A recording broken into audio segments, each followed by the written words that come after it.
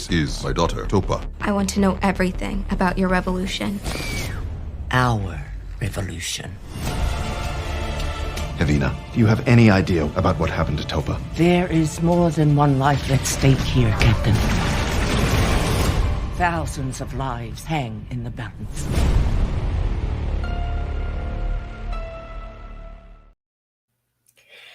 Hello and welcome. I'm Anti-Derivative Jill, and this is Indefinite Lunch and Infinite Combinations, number 22. Today I'm joined here with Pop Culture Curator and Dalek 451 to go over the Orville Season 3, Episode 8, Midnight Blue. Thank you for joining me, Pop Culture and Dalek. My pleasure. Hello, everybody. Good to see everyone. Yes. Like Pop said, it is always a pleasure to be on with you, Jill. Anytime, any place. Yeah, thank you very much for being here. And we've reviewed all of the Orville up until now. So, before we begin this review, I need to remind everyone that we started the show out of love for this show, no matter what we think it's become.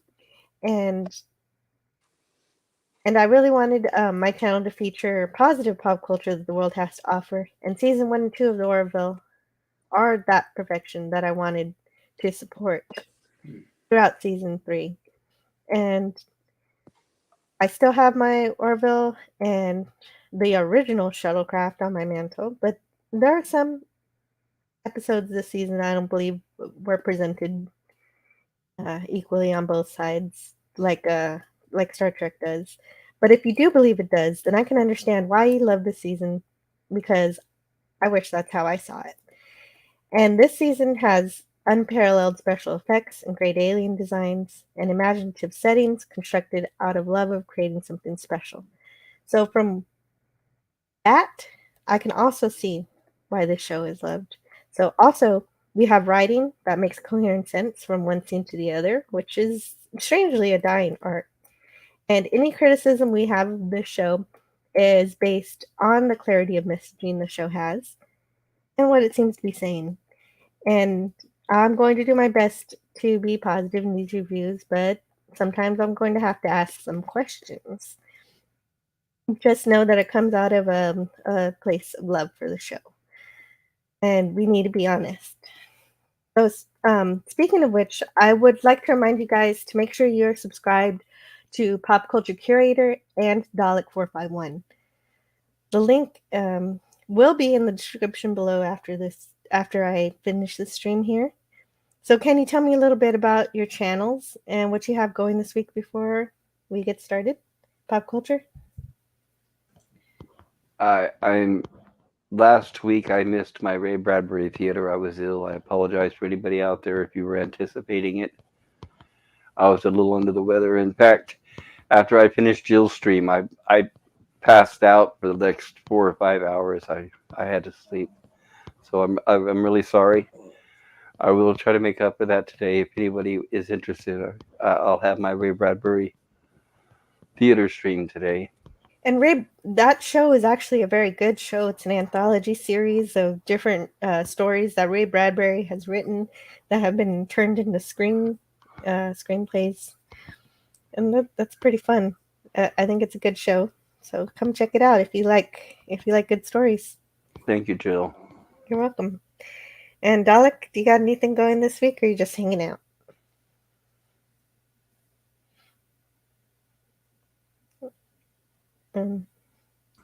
Hello, Dalek. Maybe you stepped away from the mic for a second. Yeah, that's okay. Before we get started, I wanted to send out a warm happy birthday to Nana Visitor, whose stellar performances gave us Major Kira. So happy birthday to Nana Visitor, who was Major Kira on Star Trek Deep Space Nine.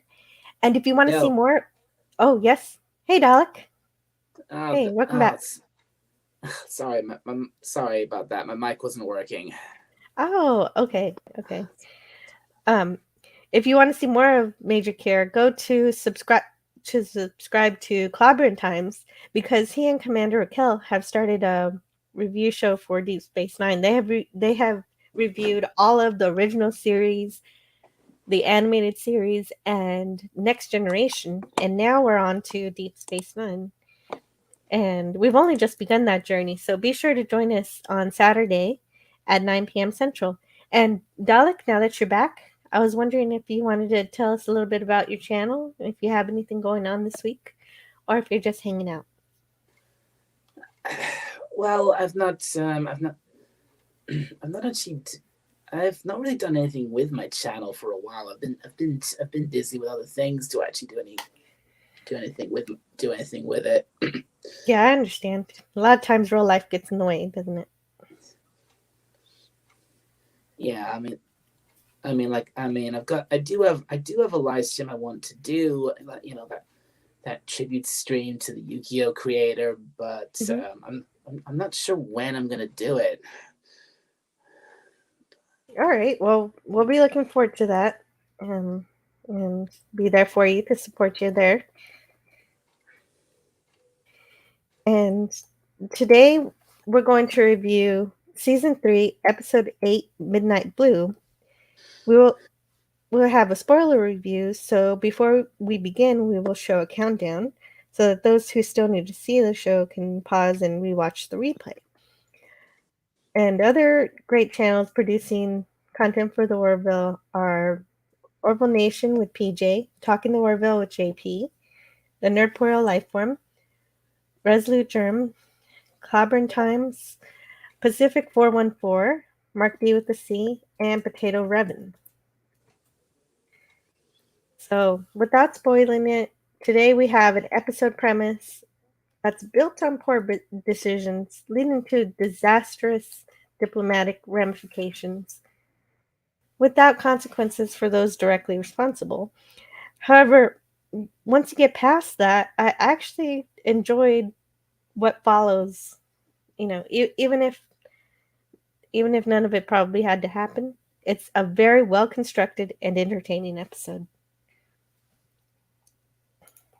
So, without spoilers, what do you think about this episode? Dalek? Yeah, Dalek, because pop culture didn't see it this week. I apologize, everybody. I have not seen this episode. Mm-hmm. Frankly, I thought this episode, while it may have had it for me, this episode ranged from just okay at times to very bad. Mm-hmm. I was all over the place on this episode too. And now that's why I have not seen this episode. So you guys see why. Yeah. So this episode first aired on July 21st, 2022. It was written by Brown and Braga and Andre Bormanis and directed by John Kaysar, with music done by Joel McNeely. So for those who would like to avoid spoilers for this episode, here's your spoiler warning for Midnight Blue.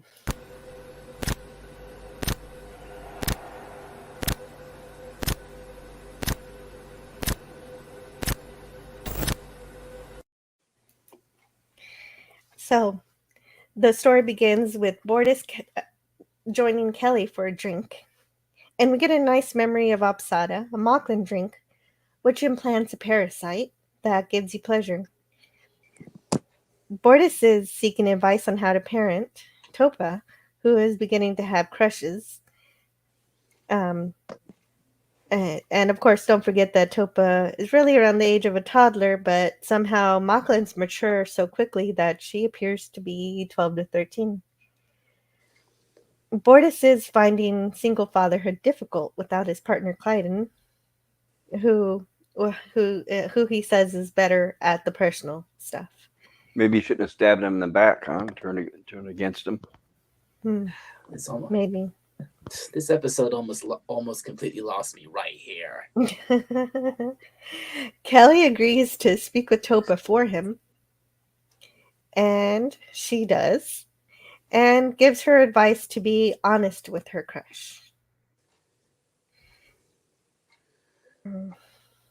Oh boy. And Gordon doesn't want to recommend his brother to the Orville because he's an unreliable alcoholic.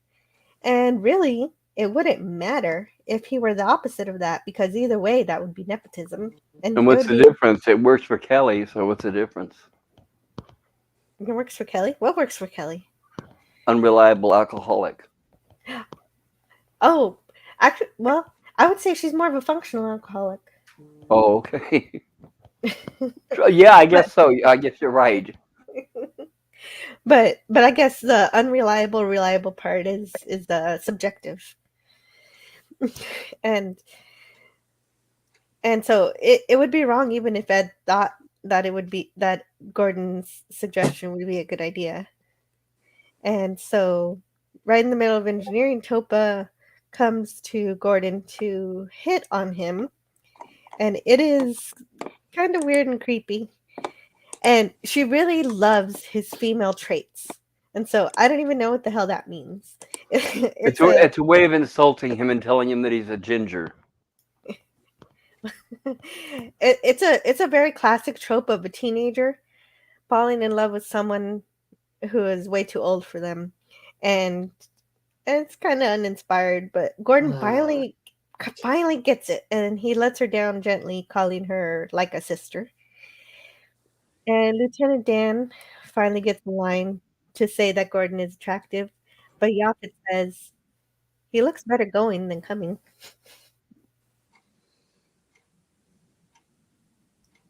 And Kelly and Bortis are assigned to oversee the inspection of Havina's colony of Moclan refugees. The Moclans are sending Commander Coden to inspect. Halsey suggests that the relations are tense and that Captain Mercer promises that we'll be very careful. That turns out not to be so true. We're going to find out soon that anything but that occurs. Kelly tells Bortis to leave behind those rifles. Yeah, so there were some rifles that Bortis wants to bring along, showing a bit of her short-sightedness. And then she suggests to take Topa along because Topa asks to meet her hero, Havina. So not only showing her short-sightedness, but also irresponsibility. So this isn't the Kelly I know from season 1 and 2, who I don't think would have made these dangerous decisions. It's kind of funny. When Bortis says it's fine, if the captain allows it, Topa knows immediately that she can pack her bags. So the show is self-aware at the extraordinarily permissive nature of the captain this season. And of course, it is irresponsible to bring a Moclan female on a dangerous diplomatic mission in which the Moclan female planet are being inspected for smuggling Moclan females from Moclus, while the Moclan males are also on the planet. So my only conclusion is that ongoing theory that Ed and Kelly are somehow really Kaelon and are now systematically destroying every alliance one by one. And that is why in the next episode, everything is going to come to a head, and the Kaelon are going to be able to strike from within. I don't know if that's true. It's just a guess, but it's probably not going to happen. But that would make a lot of this make sense. And I forgot to say hello to the chat. Hello, everyone. Hello to Raymond, Feliciano, and Sandra, who is also, they're both listening from work. And Sandra has a meeting. She'll be here until she has that meeting. And hello to Hakeem and Darius Munchausen. Always awesome to see you guys here. Darius asks, Jill, I think it's pronounced Hakime. I thought it was Hakame too, but then I heard on a live stream that it's Hakeem. Oh. No, never mind. Mm-hmm. I thought the same as you. Darius says, what do Jill and the Coof have in common? She's positive and it's infectious. I try to be where I can. I agree with that. Believe me, Jill. Believe me. You're the only reason why I'm here. I guarantee it. I still, regardless of what has happened to this show, I still love you and your stream. Thank you so much. I appreciate that. That means a lot to me, and that's why I can't wait until the Orville is finished and we can start reviewing Star Trek. Same here. And PJ Maybe says still not watching it. Understandable. That a lot of people have dropped out of it. And we're glad you're here. And there's some hellos. And Raymond Feliciano says, I cannot see the grades. Interesting. The poll is there. I don't think there's anything wrong with it. Hakeem says the last 15 minutes was the best part of the episode for me. If they had just shown that, it would be good.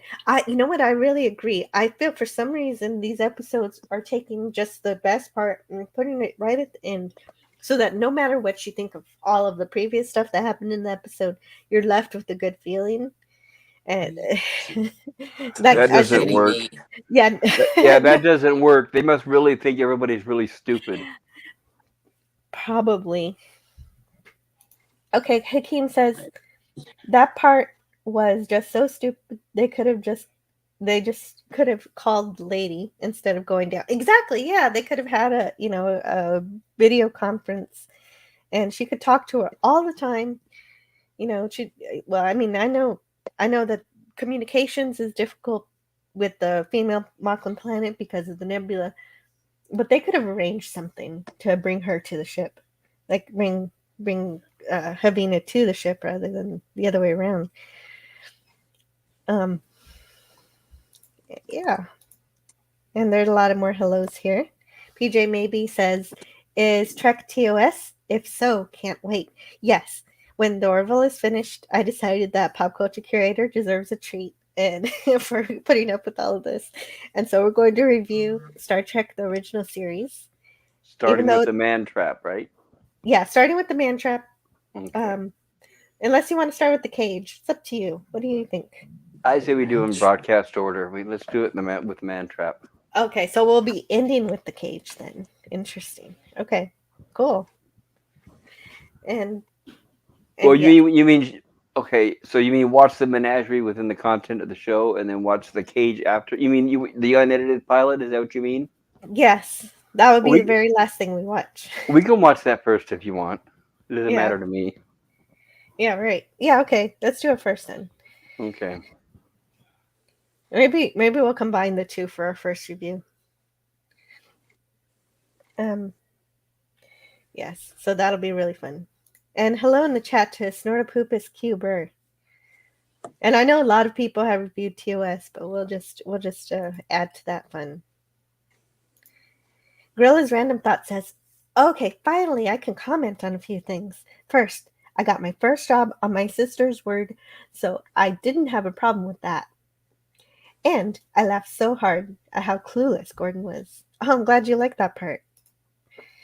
Gorilla also says, they also sent the two worst people on the diplomatic mission with the Moclans. Yeah. Yeah, I suppose so. And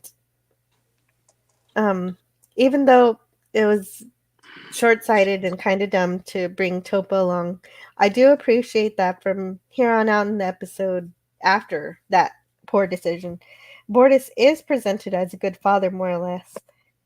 He begins by telling her to stay in the shuttle while he and Kelly talk with the Moclan inspection party led by Commander Kodan, who already determined that the colony is in compliance. Of course, Topa doesn't listen to this command.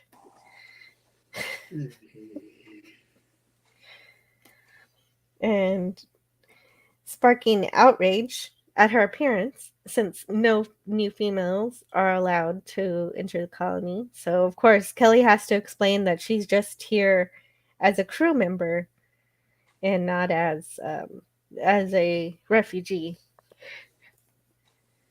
of any sort. And Commander Coden calls her a disgusting creature, which follows when Havina was called a freak at the trial from About a Girl. And Bortus takes a few menacing steps forward, but Kelly calls him off. And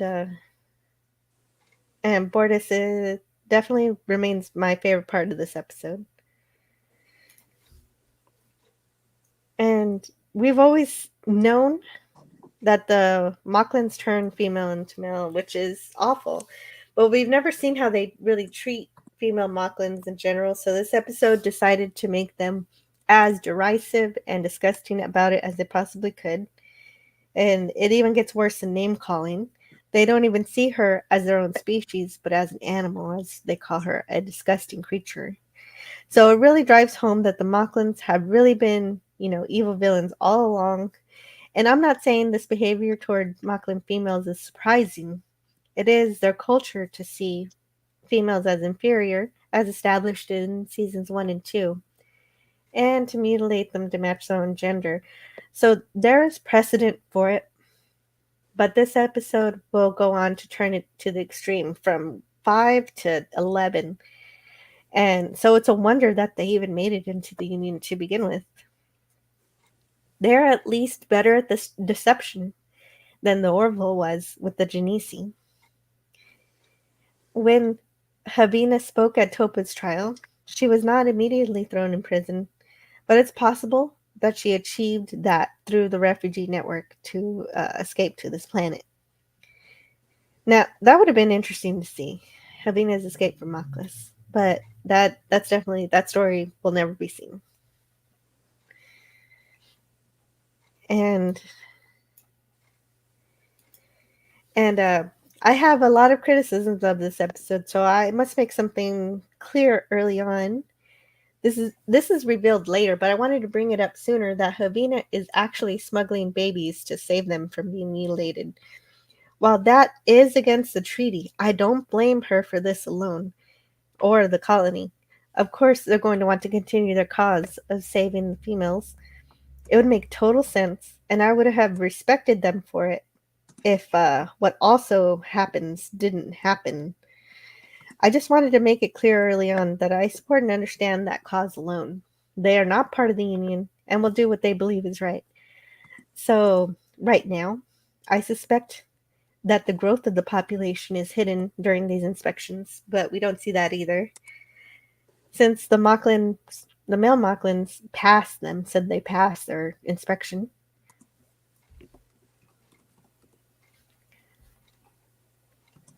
So let's see what we got here. Gorilla's Random Thought says, "Hey Jill, check out Lore Runner. He does excellent ruminations on TOS." Oh yeah, I love Lore Runner. Yeah, he's great. I'll be consulting. I'll be seeing what book Raquel used for TOS, and I'll use that too. And Raymond Feliciano says to Snortpoopus, "Wasn't it funny with the mini Snort biting Harvey?" What? I missed that. I missed mini Snort biting Harvey. That's funny.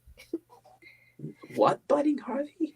Mini Snortpoopus Cuber. So, King Dolphin TV, Raymond Feliciano has his own channel where he has a little puppet polar bear who he named. Yes, Jill, I have seen that puppet. Yeah, he names the puppet Mini Snort, and apparently Mini Snort was biting Harvey Cthulhu. No way. Oh, I'd love to see that. Right? Maybe he'll bring it out again for us to see. That would happen on Saturdays. Any kind of weird shenanigans like that would happen on Saturday during a Just 'Cause show. So, Snortpoopus says, "Octopuddles are delicious." I love the way Snortpoopus spells words. And Gorilla's Random Thought says the nebula was beautiful. I agree. Hello in the chat to Matt G. And yeah. Hello, Burr. Mm-hmm.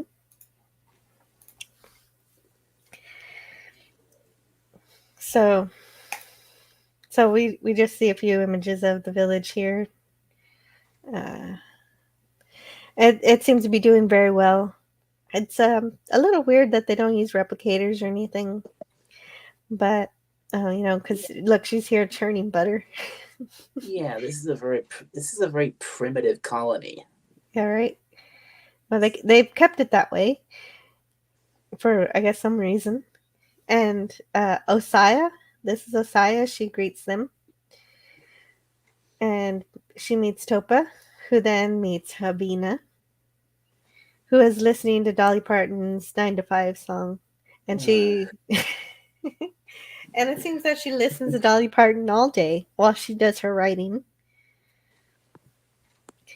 And Topa has read everything Habina has written, clarifying how much she looks up to the poet. And Habina says, well, I hope the real me won't disappoint you. A line that doesn't age too well. Yeah. Oh, jeez. Kelly asks permission to run the inspection to be polite because really she doesn't need to do that. That is nice of her. How was she able to obtain all these pictures? That's a good question. I don't know. Mm. Possibly she asked Ed for some memorabilia, and he was like, "Here, I'll replicate all this stuff for you." So you just have to guess, plot holes, like you're always saying.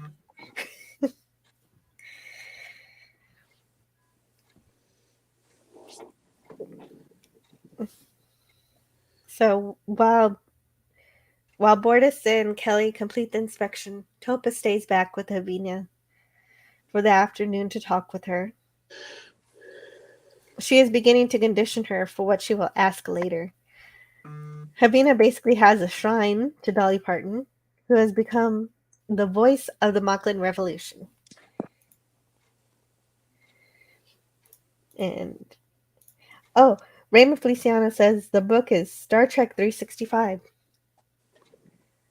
Wait, that's the same name as the TNG book.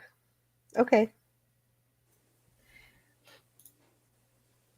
Gorilla's Random Thought says, I use Lore Runner for my defensive Thursdays if he has one on the episode or movie I'm defending. Sucks this week is Frozen. Wait, did he do a rumination? A lamentation of Frozen? Or a rumination? I always like when he does lamentations.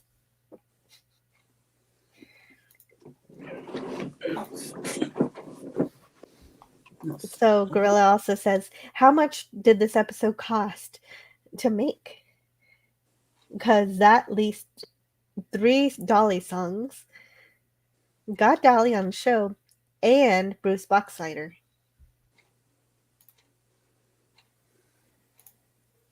And Matt G sends some emojis. I have to look on YouTube side to see what they are. Oh, those are nice.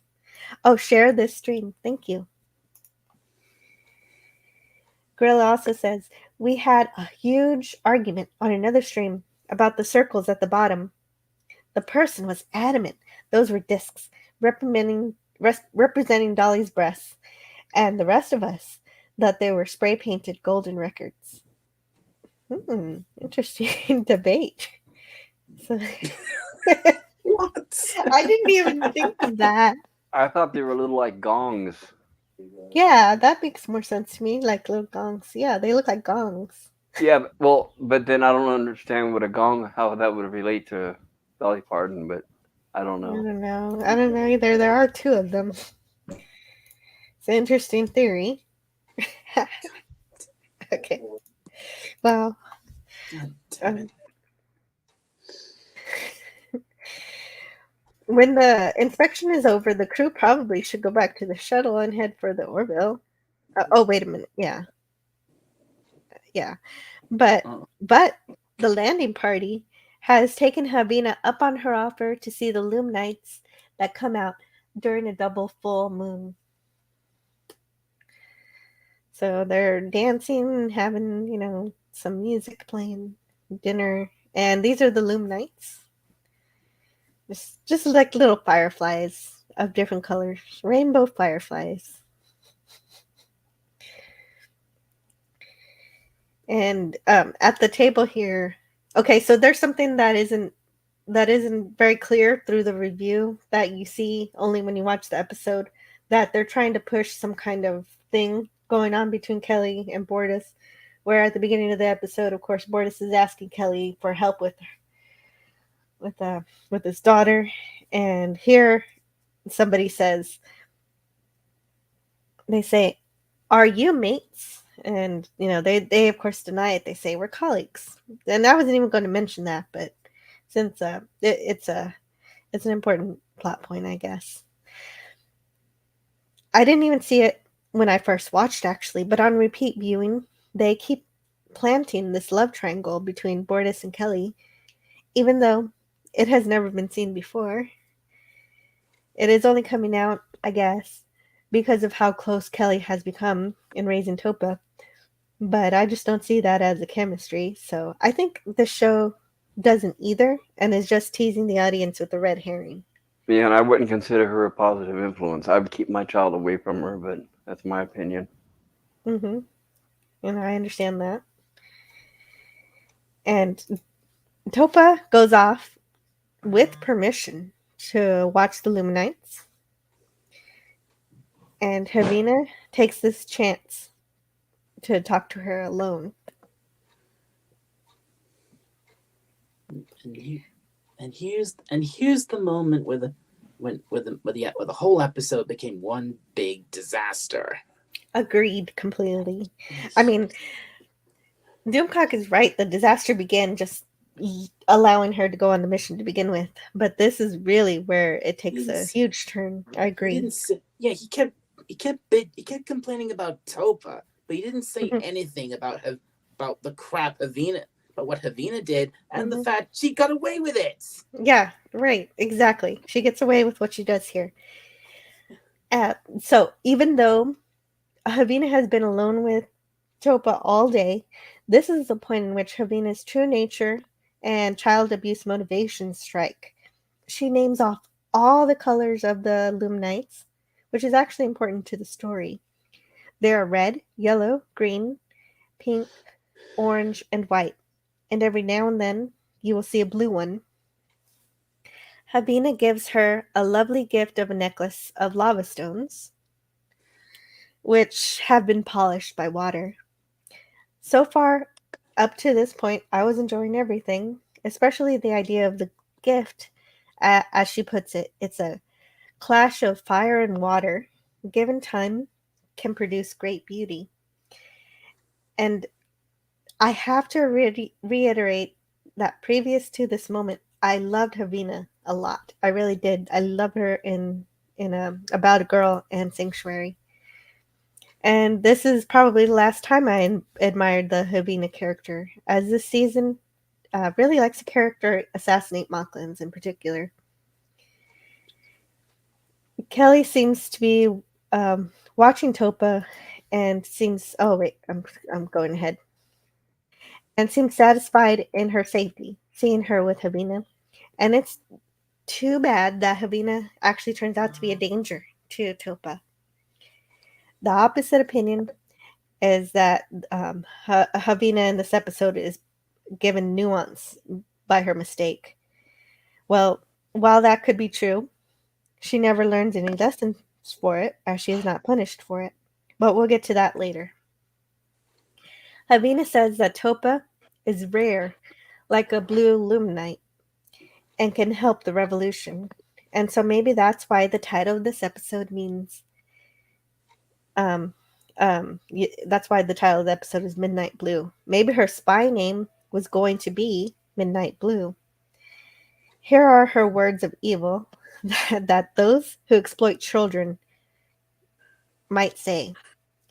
You cannot tell your father or Commander Grayson or anyone else when she asks her to be a spy for the revolution.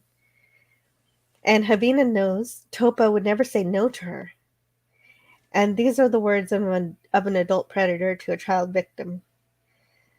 Though appearing as Yes, clever, but you have to remember, in the eyes of the people who make this show, it's okay because that's the agenda they're pushing. That's the agenda that's coming out of Hollywood.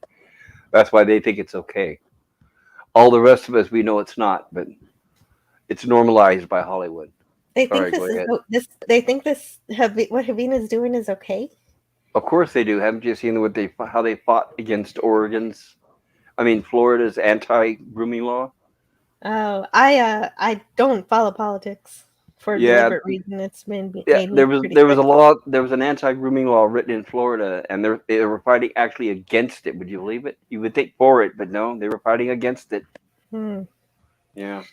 Well, though appearing 12 or 13 with comparable intelligence, she is of course really a child with the life experience of a 2 or 3-year-old, despite the upgrade to her intelligence due to how quick Mocklins grow.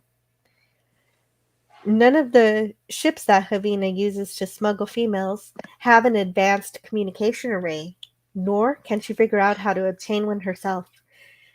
So she decides the best idea is to enlist a child and turn her into a soldier spy who will communicate with the Revolution Network in order to save female Mocklins from alteration. However, That sounds kind of selfish, but I don't know. extremely, yes, very selfish. However, Habina admits that they already have such a network established, but the network is just too slow for her. So she decides to sacrifice Topa's safety for this cause. Although the modifications are wrong, they are reversible, as Topa herself is evidence of. So going slowly should be of no consequence. Even if they are too late, they can still smuggle an altered female and change her back and restore her. There is nothing stopping them from continuing the way they've been doing for years, for now. But although I realize that the episode wants to go beyond that and, actually unite the Mocklin people, which would be great, but I don't see any evidence of that in this episode. Therefore, Havina is putting Topa at risk for nothing. Plus, why is the Union the only ship that has advanced communication arrays? Clearly, the Mocklins are of comparable technology. And there must be Mocklin male sympathizers who could help much more easily. In fact, that would be a much more fun episode. We could have the cruel Mocklins, but also have male Mocklins who see a problem with their culture and would like to help change it. Yeah, that would be a better idea. I would have rather seen something like that. Right? But they're not going to paint men in a positive light. So Right. That's against that's against the show. They're not going to paint any men in a positive light. But Seth has said that this season is about coexistence, and what would... Well, we've learned that he's better? wrong. That's an outright lie. This entire season is about divisiveness. So I wouldn't believe him for a word. He just said that to get people to tune in. I'll put it that way. Because it put up or shut up, as they say. And what we've seen here is it about what he says? No, what we've seen so far is the opposite of what he said. So he just said that to get people to tune in. Yeah, well, work on me. Yeah, he's not the Pope, right? So he definitely does not tell the truth. Yeah. Is somebody at somebody's door? Yeah, is that you, Dalek? Damn it, Mom. Go ahead, Dalek. It's dinner time again. Will you be in the chat? Well, I hope it's delicious. I wonder if it's a good. Yeah, let me know if it's better than. Go ahead. I'm actually wondering if I could stay in the stream because I'm actually guesting in this from my tablet instead of my laptop. So I'm just so. Oh, you're welcome to try to stay in the stream if you can. Yeah, if you can, it'd be great. It'd be no, because I haven't seen the episode. It'd be great. No, it wouldn't really work because Because I think if I stayed in and I'm down there trying to eat. I'm trying to eat. I'm surrounded by my family. It would with and my brother. My brother poking his nose over my shoulder every few seconds. Oh, that doesn't sound good. My brother. No, hopefully, it's better than the cheeseburger. I mean, the cheeseburger last week sounded yummy. Mm-hmm. Oh, the cheeseburger was good. Yeah. Yeah. All right. Well, enjoy your dinner, Dalek. And anyway, yeah, I got it. Yeah, I gotta go. So I'll thank you for having me on again, Jill. You're welcome. I will be in the chat. So okay. Okay, great. Maybe we'll see you later. Bye. Bye. And so there goes Dalek. I'm gonna miss his reactions. I know. I'm sorry. I wish he could have stayed because he could at least seen the episode. Yeah, right. So, so I needed to finish my thought here before I go back to the chat.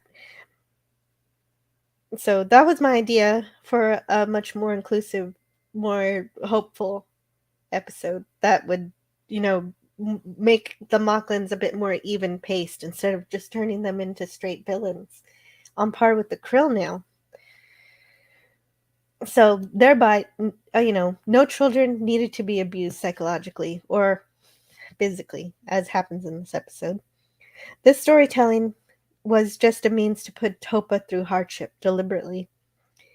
But what I can say positively about it is that the actress does an amazing job playing that role.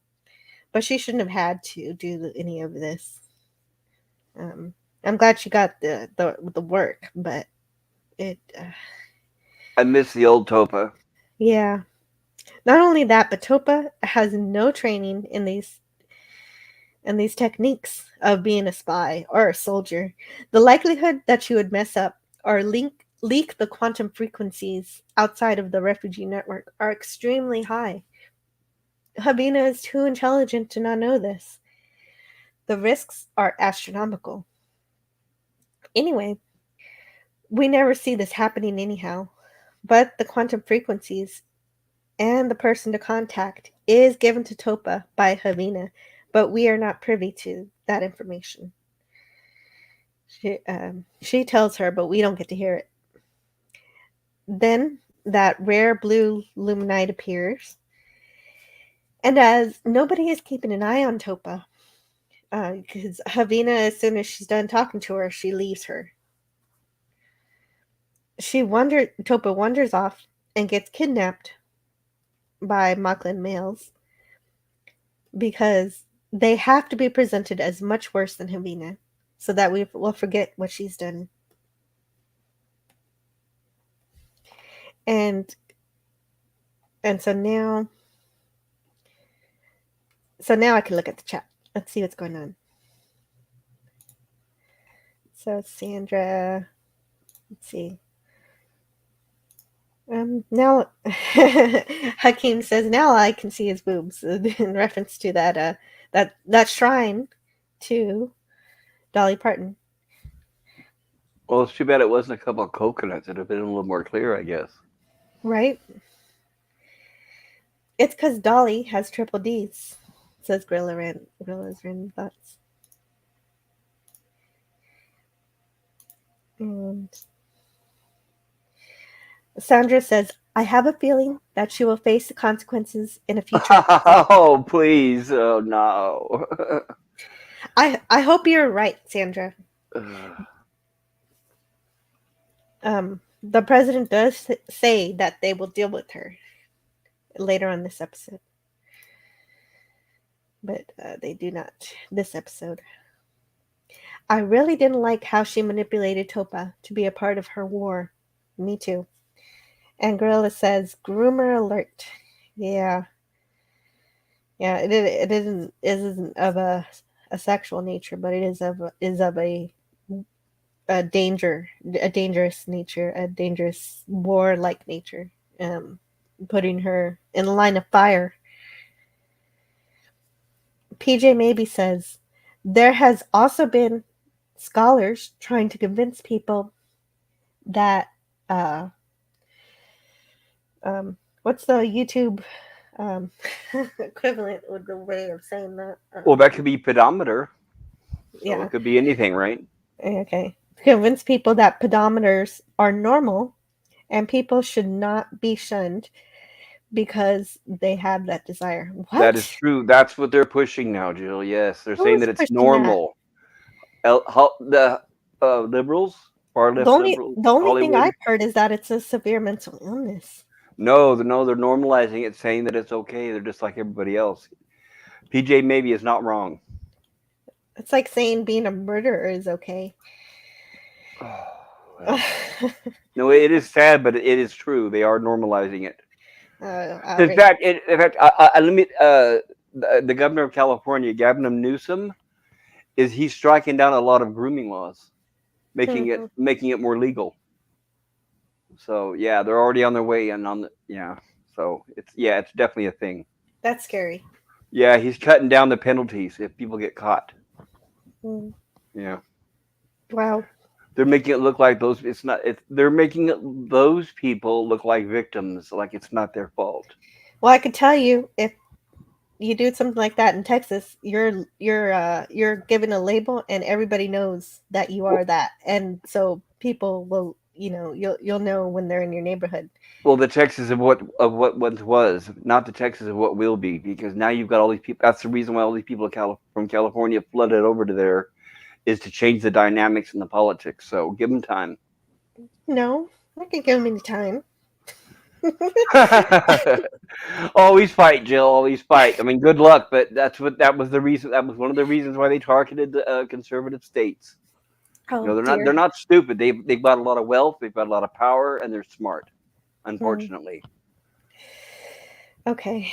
Wow. Yeah. Yeah. I thought that this was a fairly unpolitical episode until I started this review. Okay. But clearly I was wrong.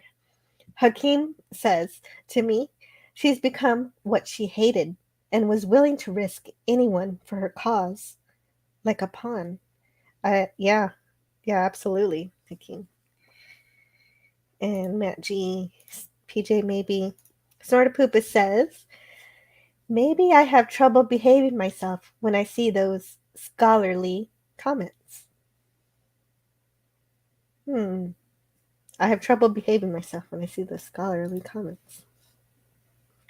Dalek451 says, like I said, I'm here in the chat. Hi, Dalek. Great to see you in the chat. And Gorilla's Random Thoughts says, hey, Pop Culture, you wait till after 5 p.m. Central to start Ray Bradbury. Okay. That's a request from Gorilla's Random Thoughts. I appreciate that too because it gives me time to pick up pick up my daughter, and I might have to cut that out later. Okay. But yeah. Sandra says, I have to leave shortly. One thing I liked was Gordon going off on the Mocklins, even though he had no reason to be there. It was like going off on a bunch of woke wankers. Yeah, I like that too. And it was basically the only person who could have possibly done it, which is why they had him there in a meeting that he really shouldn't have been in.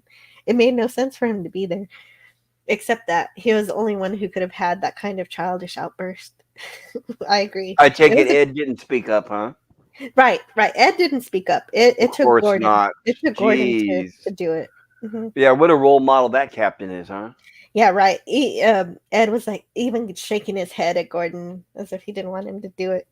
Ugh. But Gordon been saying something that should have been said a long time ago. So I was it agree, reduced Sandra. to a joke? No. He's Okay. actually really dramatic about it. Okay. That is a good scene. I agree, Sandra. We'll get to that later in the review, but I wanted to address Sandra's thoughts about it. I hope you have a short meeting and that it is productive and that everything doesn't fall on you to do everything. Yeah, thank you for being here, Sandra.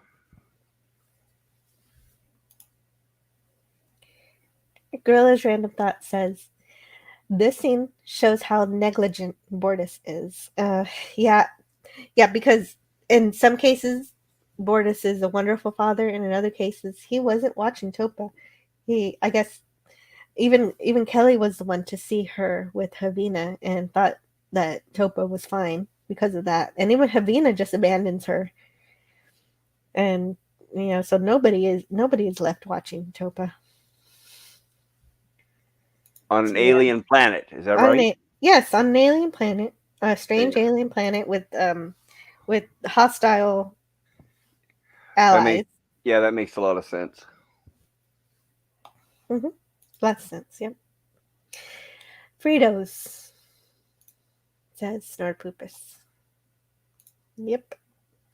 Gorilla's Random Thought says, Jill, the term that you want to use is MAP, which is short for minor attracted person. Ugh. I didn't know that. I don't want to learn about any of this. Okay, so Snorpoopus Cuber says they're referring to it as a sexual orientation. Yes, they're normalizing it, right? That's not right. It's a crime. You would think, right? And it has been for centuries, but not anymore. It's all part of the social reengineering. Mm-hmm. We're going back to ancient Greek times. Interesting. Well, this is also a reason why they never released that list from Epstein's Island. Well, I mean, that stuff I understand because multi-billionaires never really get in trouble for what they do. But, I don't know. Right. Oh, dear. And here I thought this was actually sort of a sci-fi episode in which I just didn't like Havina. That became so much more. The best I could say, Jill, is bless you and keep a close eye on your kids and their education and what they're being taught in school and who they're around.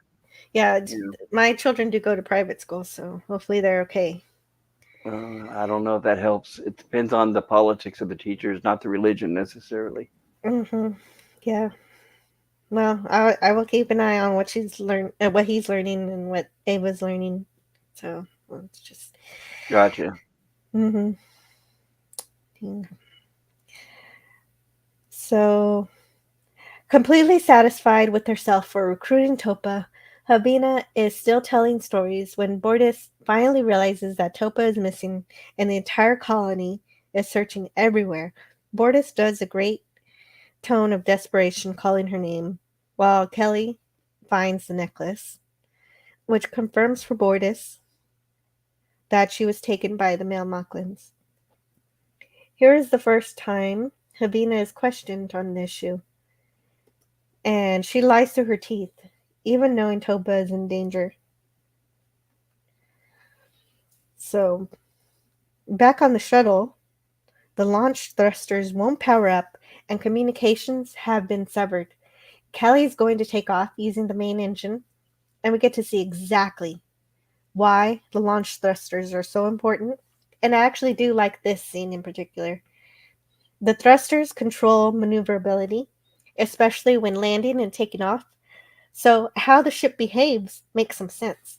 Bortus cannot repair the communication array for several days, so all they have are their navigational skills. Was it sabotage? What happened? Yes, the Mocklin sabotage. I guess they only had time to sabotage the thrusters and the navigational array, so that's what they hit first instead of engines. I don't know. It's weird. Okay. To navigate, Kelly is using the ion trail to see where the Mocklins have taken Topa. And this is a classic Star Trek method of finding a ship, which is gone. So this is great. I like that. Kelly gives the option to go back to the Orville for support, which might be a smart idea for defense, except that they might lose the ion trail and the Mocklin ship. Well, you think that the Orville would be on high alert as soon as they lost contact with the landing party, right? They are, but they take their time about it. Of course. Sorry, go ahead. That's okay. You didn't see the episode, so it makes sense that that's where you go, because that's the next scene. Plus, that puts time that would have put time in between Topa's capture and the location where they are able to do something for her. And so, in retrospect, it's good they didn't go back to Orville, because then Topa would have been lost. So, I love the look on Bortus's face that says, we're going to get to her. Like, he does some really good acting in this episode.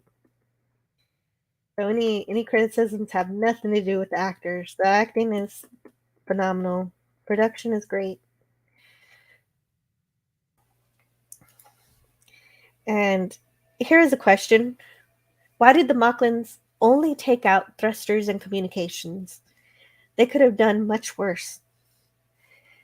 It was almost polite how adroitly they only took out a couple of systems that don't even prevent the takeoff of the shuttle. Further, how did they break into the shuttle? It's almost like they wanted to be followed.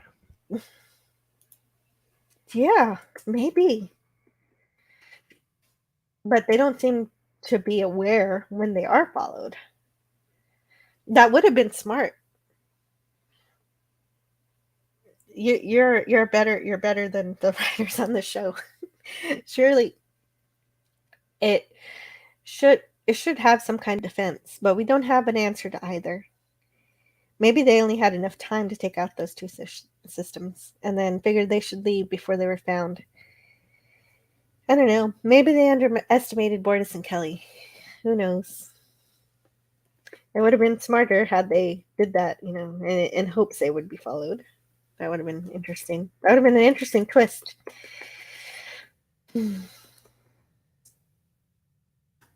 So it's really cool to see the inside of a Mocklin shuttle, but it's just too bad the way that they have the Mocklins talking to Topa, which is pretty disgusting. It has to be, so it is clear that they are much, much worse than Habina. Imani Pullman as Topa shows some stellar acting here and for the entire episode. Really, I am impressed with her acting, even if I'm appalled at everyone who either trivializes her safety on the Orville and on the Mocklin female world, or outright sees to her destruction as the male Mocklins do. In all that, I really feel bad for her, that so many incompetent and or evil adults are surrounding her. She manages to keep her cool by asking for information about her whereabouts, and how she may talk to her father. Well, normally we don't get enough information about Mocklin biology, but for some reason, we get the name of their male genitalia here when the male Mocklin harasses Topa about her gender restoration. It is called a claw bosh. I don't know if anyone needed to know that. He then threatens to cut off her tongue if she speaks any further. So there you go. Mocklins are now as bad as a krill. According to the plot within the plot, why are they keeping her alive? They're gonna interrogate her. Okay. Because they somehow know that she knows information. Oh, you mean the information they got from what's her name? Mm-hmm. Yes. Okay, gotcha. Yeah, that's right.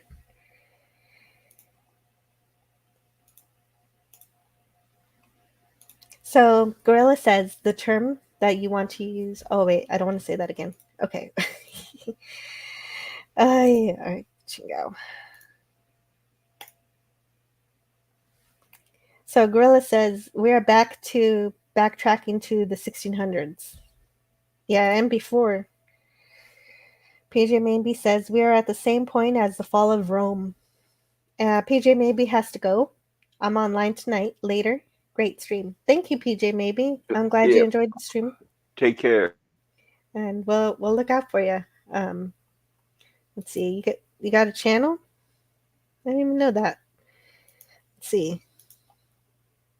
I'll add you to my list later. But for now, we got to move on with the review. See you later. Grilla's Random Thought says, I could have predicted the shuttle would be sabotaged before the episode started. It's so predictable. Yeah, also Topa being kidnapped.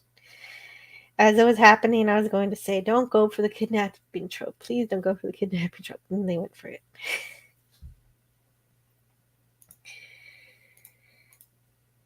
And Mad G is having some coffee or tea. Yum. Okay. Because Kelly left the door open. Okay, so the Mocklins got into the ship because Kelly left the door open. Thank you, Gorilla. Dalek451 says, agreed, Joe. The show looks good visually, and the acting is good. It's just too bad the writing sucks. And I have an opinion about that I'll share at the end of the episode.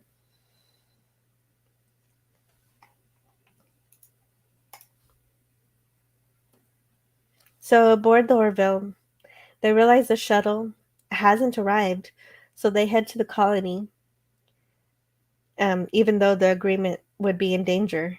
So that's a good move. Also a good move is when Ed questions Havina. He presses further when he realizes that she is hiding something. That kind of great intuition is not always evident in Ed's command, but it shines here. It is only this dedication to protecting Topa, not present in the beginning of the show, that gets Havina to tell the truth. But she still believes she did the right thing. As Havina is explaining how she recruited Topa as a spy communications link, you can see that Ed is internally seething at this news, but it's not captured in this particular shot. They should do. She says everything, but come on, everybody, can't you see I'm trying to be a martyr here? I mean, come on, let's roll with it. Yeah. Havina's argument is that Topa should have the right to fight for herself and the others who have suffered like her. Never mind that she's a 2-year-old in a 12-year-old's body. That means nothing to Havina.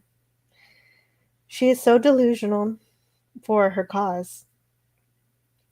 I love how angry Ed gets here, presenting the same argument about her that I've been making while I'm watching this episode, except for the fact that I kept waiting for him to ask for Havina to be sent to the brig.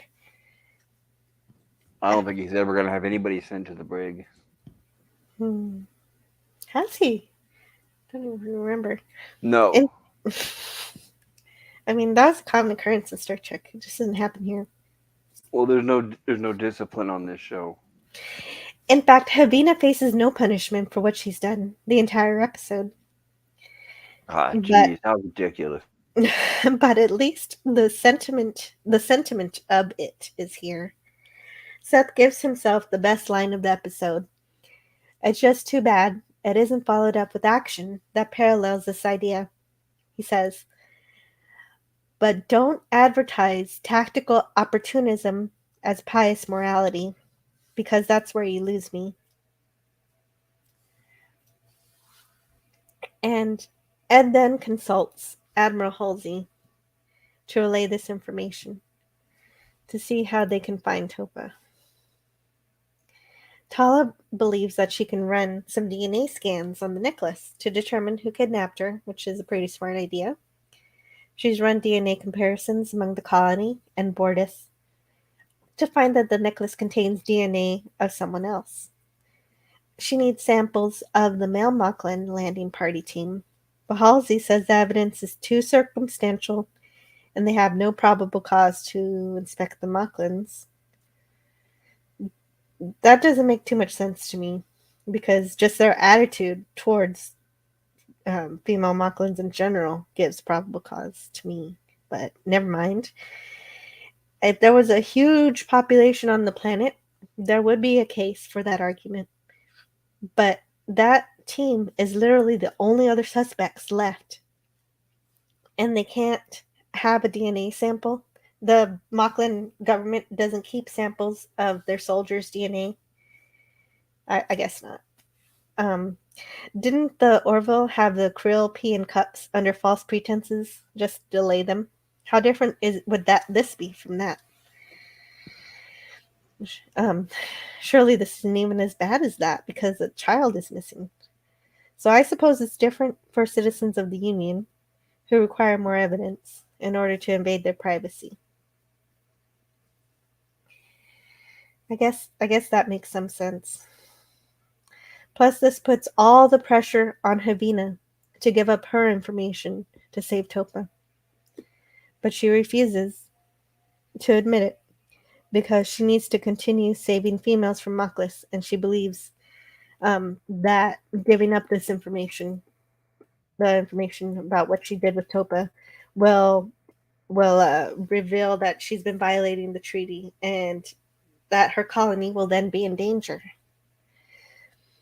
So, as stated earlier, I am for the colony saving females, but recruiting Topa has led to Topa's kidnapping, and probably now Havina's colony will, have to quit saving girls for a while because of Havina's terrible actions. So she's sabotaged both Topa and her own cause in her short-sightedness here. So now, for an undetermined amount of time, they'll probably have to quit the network, which is a lot worse than just going slowly. So now, both male Mocklin Planet and female Mocklin Planet have reasons to be upset with Havina's actions. She says if she saves Topa, then her colony will be destroyed. But she was the cause of this. And, it's time to, it would make sense for her to face the consequences of that. At that point, that's when Halsey should have said that the Union will work to protect the colony, but that doesn't happen until the end of the episode. Had he done that, we wouldn't even have to have the cameo that we get that's coming up that you already know about. You at least already know about that pop culture. Yeah, I'm dreading it, but yes. Oh, I mean, just the obvious thing that Halsey should have said. You don't have to worry about that. We'll protect the colony. Would have completely negated the need for that. So, loving Dolly or not, it was not really necessary.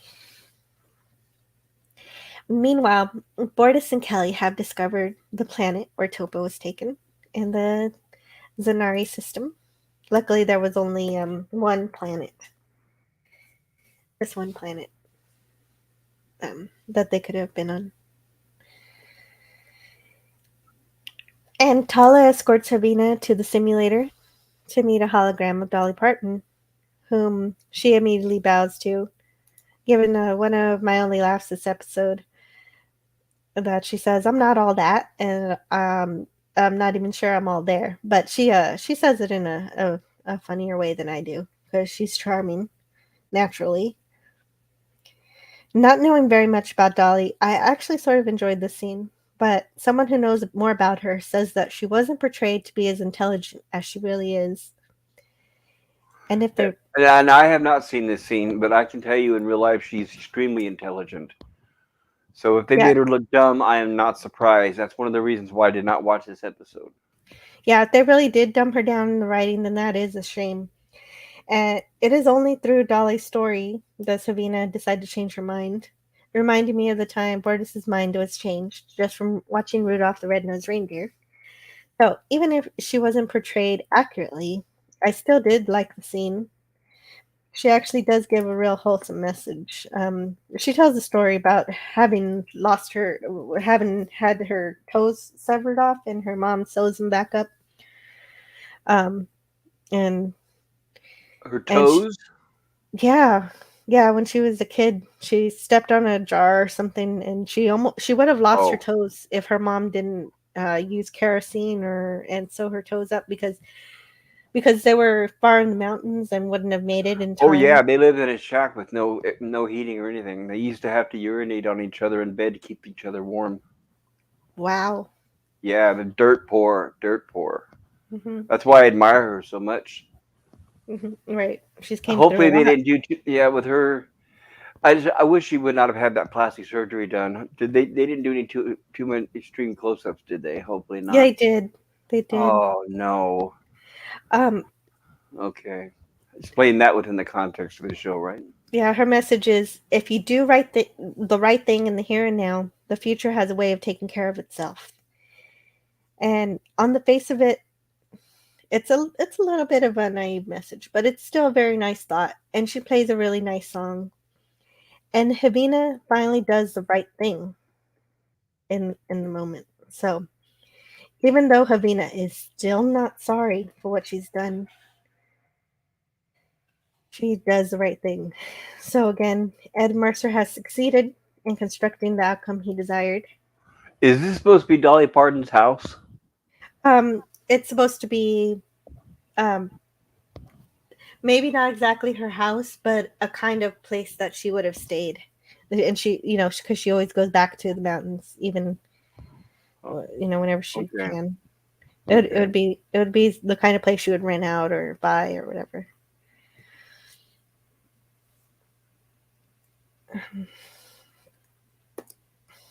So she plays her song, and the show did get close-ups, but I didn't. So Thank you for that. I didn't even know it was going to be a thing. Yeah, I'm glad you didn't. So let's see what the chat's saying.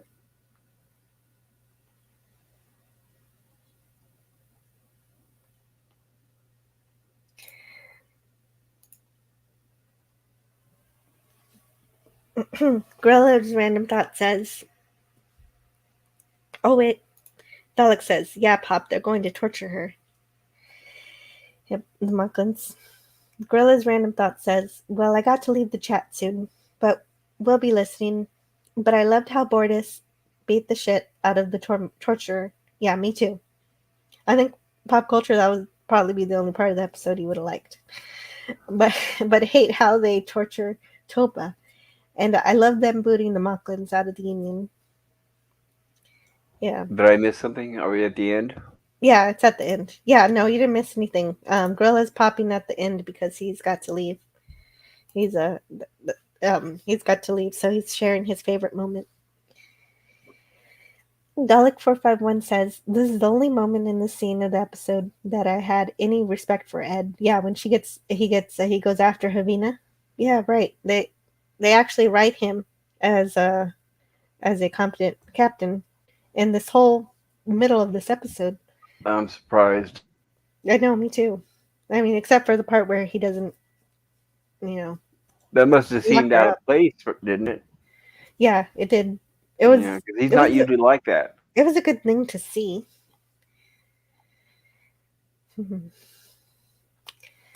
Yeah, Ed calls her out on her garbage, but that's it. No punishment. In fact, she gets rewarded. And Raymond says, I really don't know how... I'm not sure what he's saying here. That Halsey is dogmatic? Oh, I really don't believe how dogmatic Halsey is. Yeah, that's right. He has the power to do the right thing, even if it's just slightly off books, but he doesn't do it. Hakeem says, when Dolly came out, I said, F off.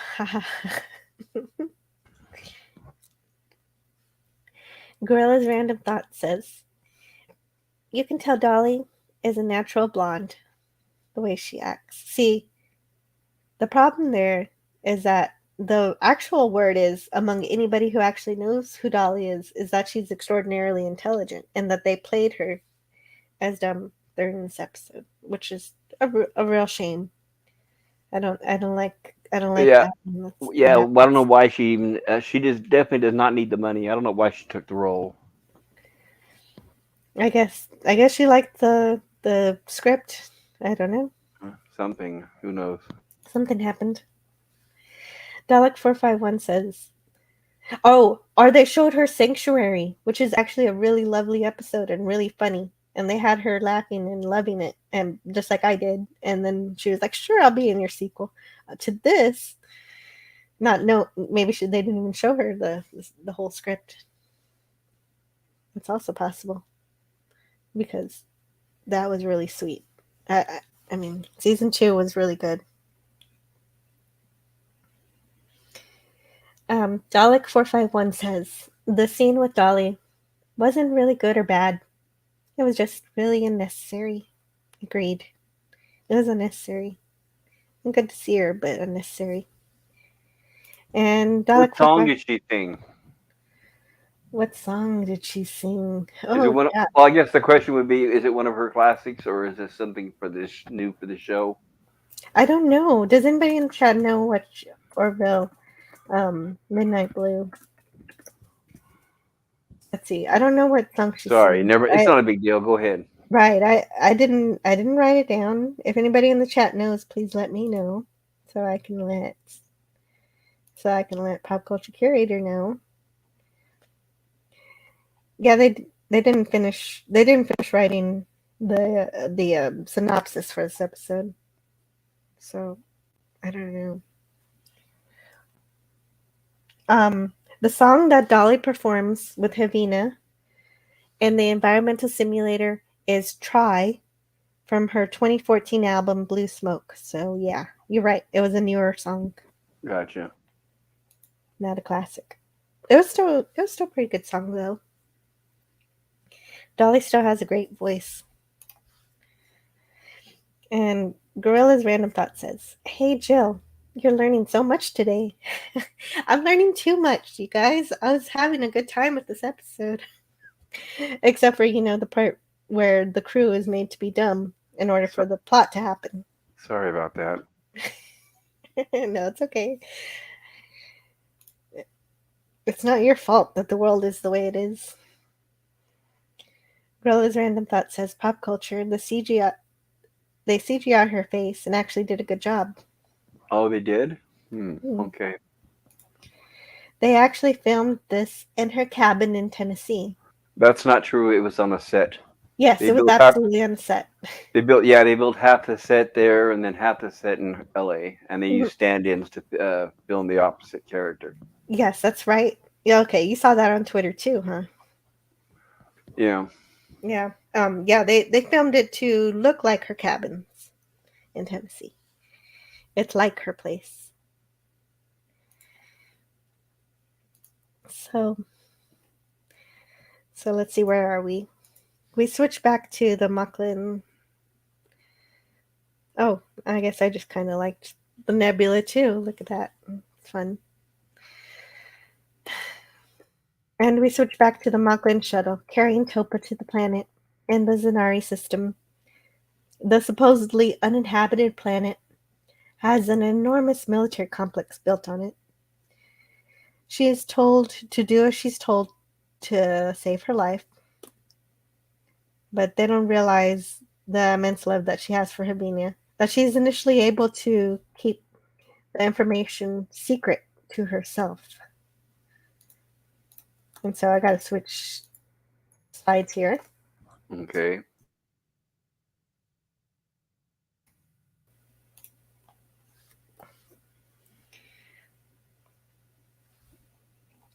In fact, you might even say, I mean, even though she put her in this danger, her unhealthy relationship with Havina is keeping her alive.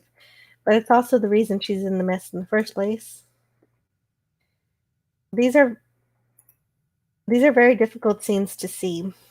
So, because I always hate seeing children hurt more than adults. And this is another thing in this episode that didn't really have to happen. But again, her acting is very good. Her captor, an interrogator, pretends he is being kind at first, giving her water. He even lies to her, saying she can go home after she gives up the information. He somehow knows. He knows that she knows something somehow. So I figure that there must be some kind of mole in the female colony.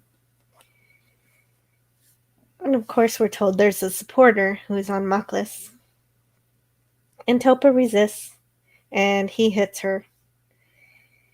And I don't really get too many shots of all that kind of stuff. She's told She was told by Havina to keep this all secret, and she is doing so right now. And Kelly and Bortus make it to the Zanari planet where Topa is being held. And I'm glad that Kelly remembers her cloak, and she even checks the database to find that the Mocklins do not acknowledge this base's existence.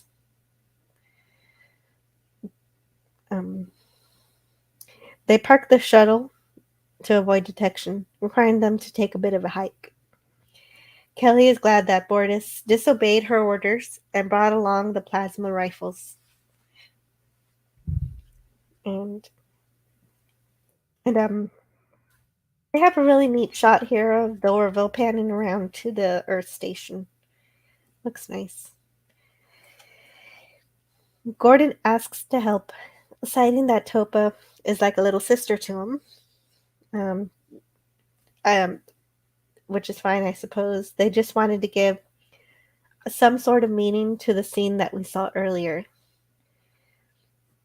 And I guess, and also for the reason that Sandra mentioned, for his outburst that he's going to have later. I guess they can post another pilot to the helm since they're just sitting at dock anyway.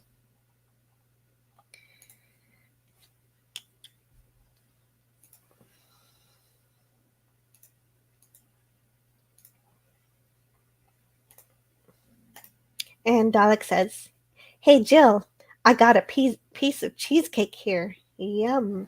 I love cheesecake.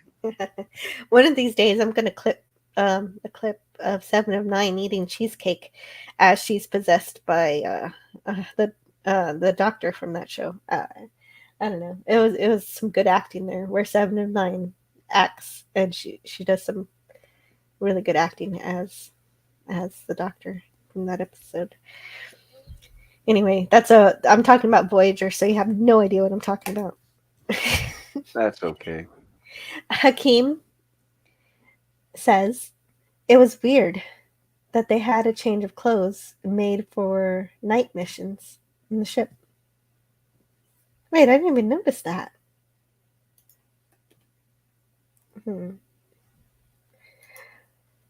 Oh.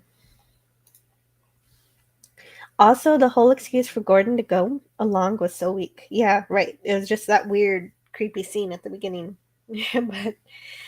but the way it's utilized is interesting, as Sandra says. It is something that should have been said a while back.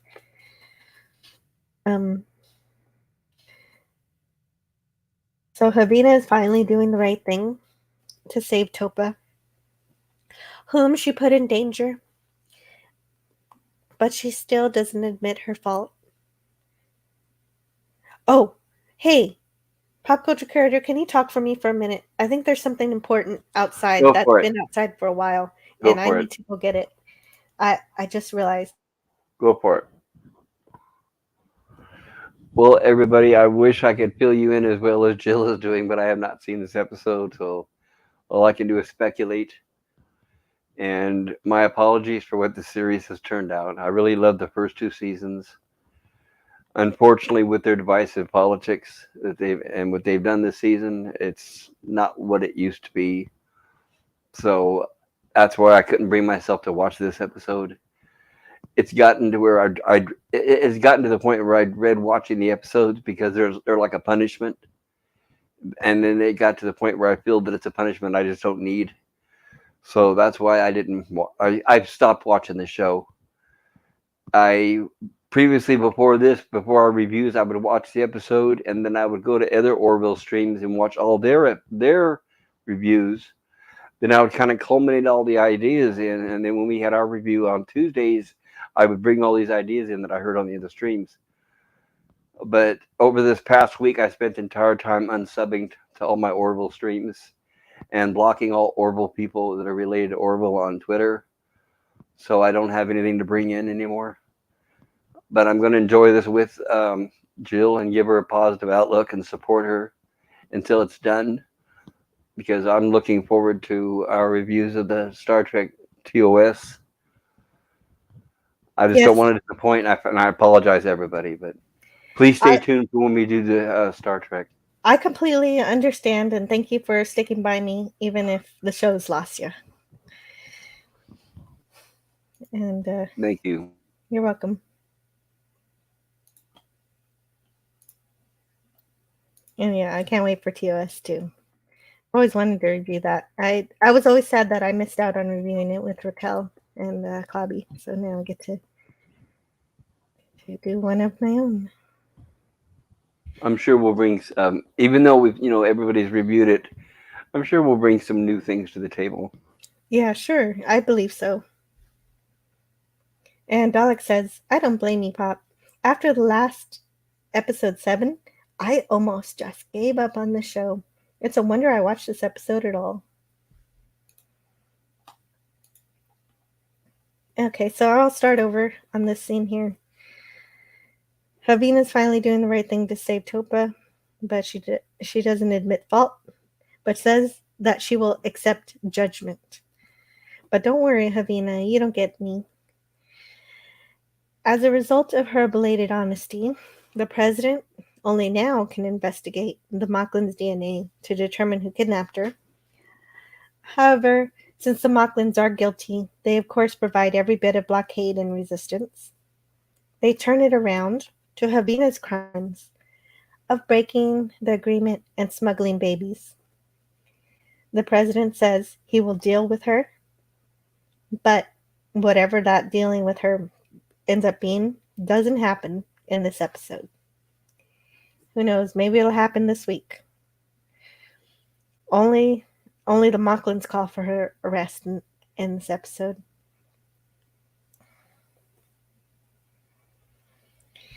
Kelly and Bortis are still making the journey to the complex once we get past this scene here. More good alien designs. This is kind of weird. Oh, thank you, Jill. I wanted to point out something. We've spoken about this in the past. I was not a fan of makeup on the Next Generation and some of the newer Star Trek shows because I thought, in my opinion only, that Michael Westmore I thought was severely lacking in imagination and variety. But I had pointed out from the beginning of the Orville how much I do like the makeup. Mm-hmm. And Yeah, through reading a different article the other day, I was reading a different article, and then I stumbled across the fact that the makeup effects for the Orville are being done by K&B Effects, which makes much more sense. That's the company that was founded by Greg Nicotero. He's one of the makeup artists that I was speaking about a couple months ago in my wow, stream. So that's yeah, incredible. it's actually so the good. I want to give credit to them for having a good makeup team. The K&B Effects is one of the top Hollywood makeup teams. In fact, they did a lot of the major movies and TV shows that you've all seen. So I'm glad they didn't go with the Michael Westmore. Yeah, it has been really amazing. This whole season has had great background alien characters. Yeah. Been, Sorry, go ahead. no, that's okay. I'm looking for anything positive to say about the show at this point, and that is one of them. So, Kelly and Bortis are making their journey to the complex. The only option they have to reach the complex is to jump across this chasm here. And I just watched an episode of UFO where they also have this trope, but they have climbing gear in order to do that. But they don't use climbing gear here.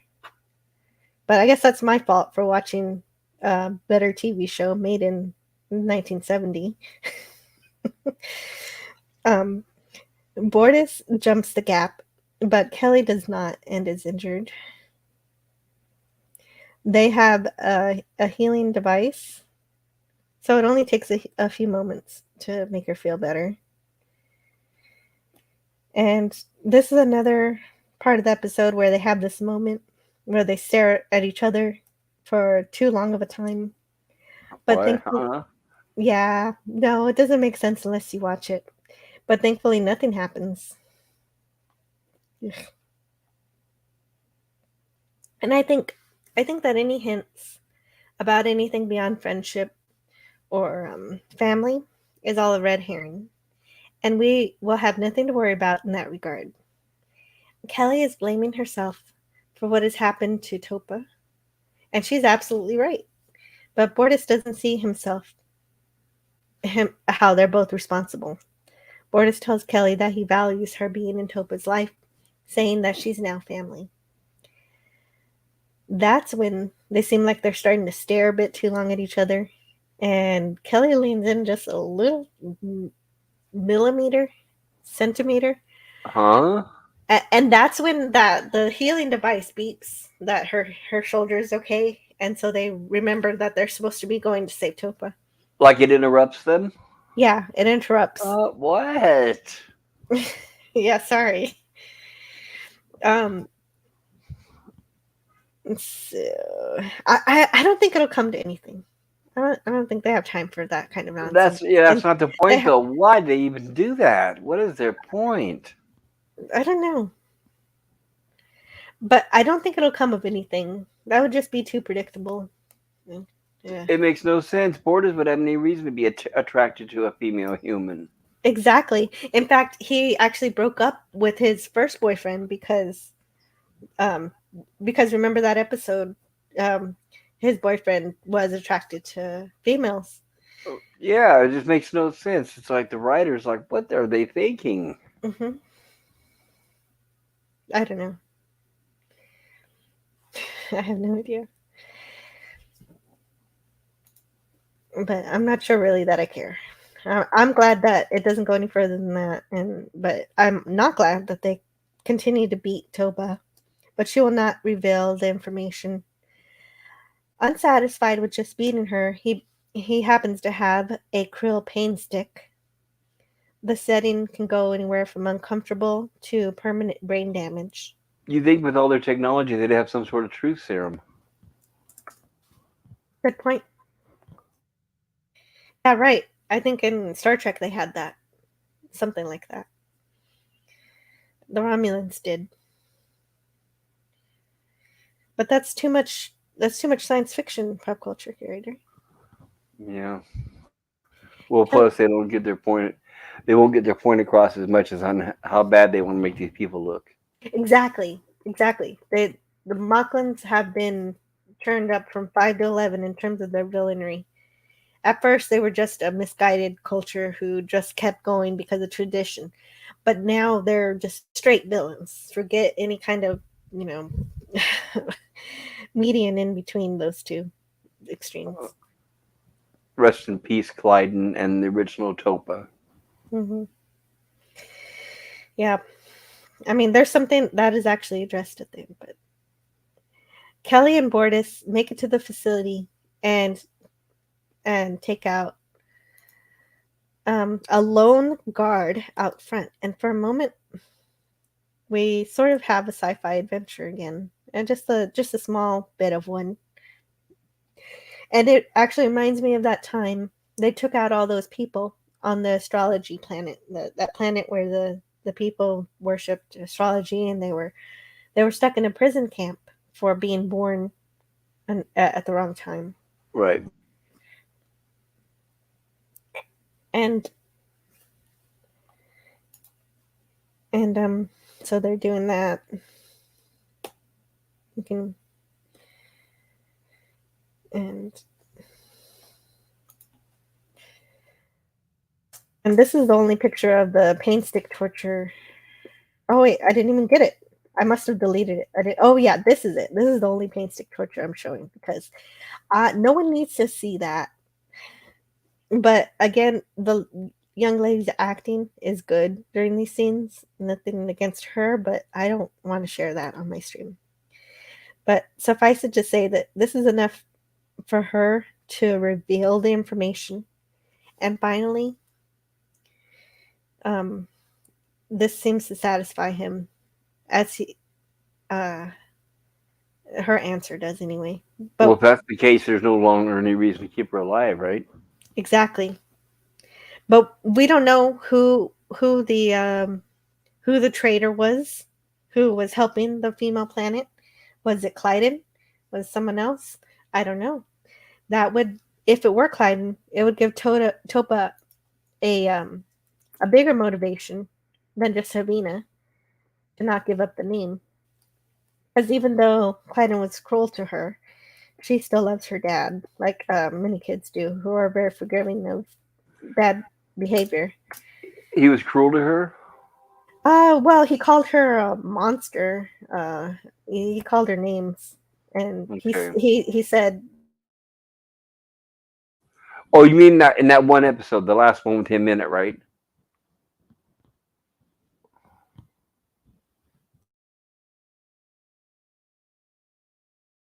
"Born." The writing made him that way. Yeah. Yeah, and the the name of this villain. I meant to go back to the episode and grab his name because I just call him a Cyclops. He's instructed to kill Topa, but Kelly and Bortus arrive before that happens. Those horrendous scenes. It's good to see Bortus um, take out this guy's other eye. Yeah. He blinds him in his other eye. But Kelly stops him from killing him. Even though they ostensibly just killed a lot of people in this complex. What did he use to take out his eye? What's that light? Oh, that's the krill pain stick. Okay, gotcha. So unless those rifles were on stun, they took out a lot of people.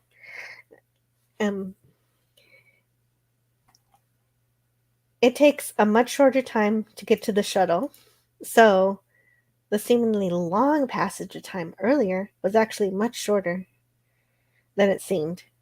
Now that we get to see them escape in real time. They again have a rough flight due to the lack of the launch thrusters. And so they, of course, have to escape and deal with Mocklin shooting at them and everything. And I like how Bortus knew some of the Mocklin ship weaknesses. And after a battle chase, they escape. Were those safety goggles?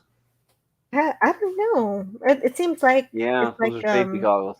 either safety goggles or also aiming kind of little thingies. I don't know. Like smart glasses or something?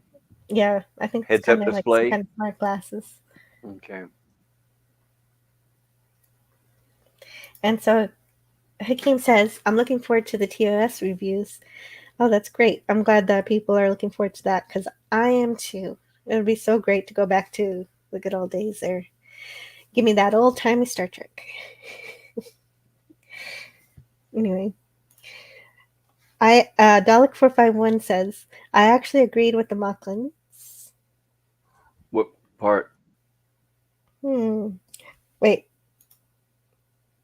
Havina was just as wrong as they were. The part where they say that Havina should be locked up. Okay, Yes. gotcha. Yeah, that's the only time that those Mocklins are correct in that case. Yeah, they're actually terrible and evil, but they actually have one good idea, which is that Havina needs to be locked up. At least for a little while, just show some kind of consequence. It's just a couple months. I don't know. Something.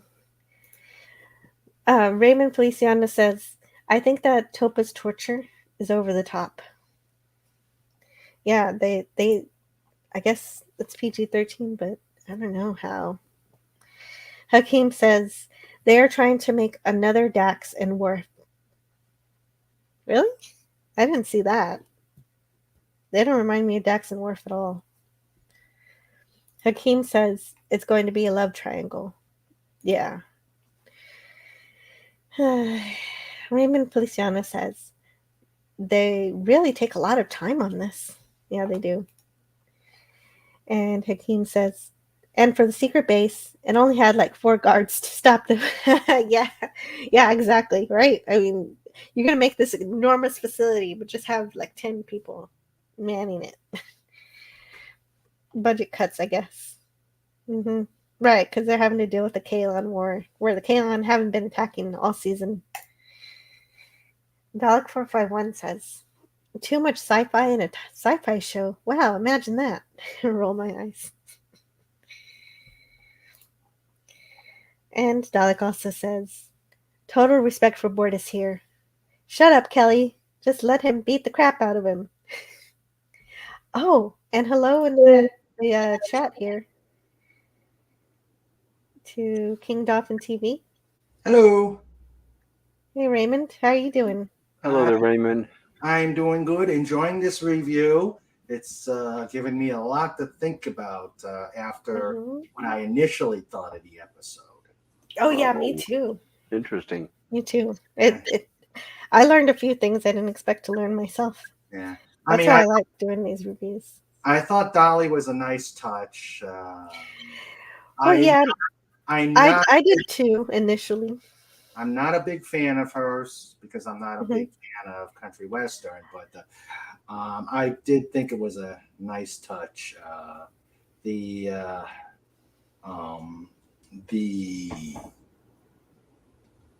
I thought the torture of Topa's torture was over the top. I think so too. Yeah. And but all in all, I thought it was good, but I'll let you continue. Yeah, I kind of did too. In a way, it really was a very entertaining episode and well constructed, well produced, well acted. And it's just some certain things, that have a few issues with. And hello, Pop Culture Curator. Didn't mean to interrupt at all. Oh, great to see you there, Raymond. And you did not interrupt me. I know that. So I'm just here and listening to Jill. So good to have you here. Welcome. Good to be here. Go ahead, Jill. Mm-hmm. Well, I mean, I was expecting you to have seen this episode and say, well, here they are again, making males look bad. I don't have to. I knew that's what they were going to do. That's why one of the reasons why I didn't watch it. I don't have to point it out anymore. Yeah, I know. Hakeem says, glasses to see power levels like in Dragon Ball Z. Dalek451 says, another Dax and Worf? Don't give me that. I actually liked Dax. Oh, who didn't? I actually liked Kelly too in season 1 too. Oh god, Dax was cool, says Snortopoopas Cuber, but I don't see them as anything like each other. It's weird.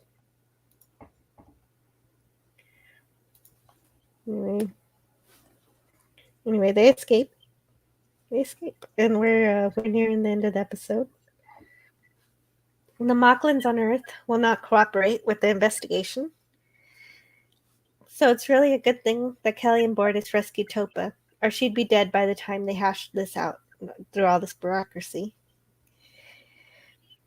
And to get their way, the Mocklins try to rub the Union's nose in their weapons manufacturing again. And Gordon has basically had enough of this. And although out of line, and although he shouldn't even be in this meeting, his outburst is not wrong, even if a bit immature. But that fits Gordon's character.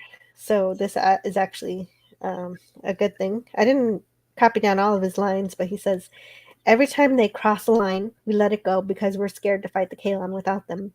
Mm-hmm. And every time we compromise, they still act like they're the ones getting the shaft. Yeah. That was a great rant. Mm-hmm. It was a good rant. And it was a tantrum that nobody else could have done, believably. Yeah.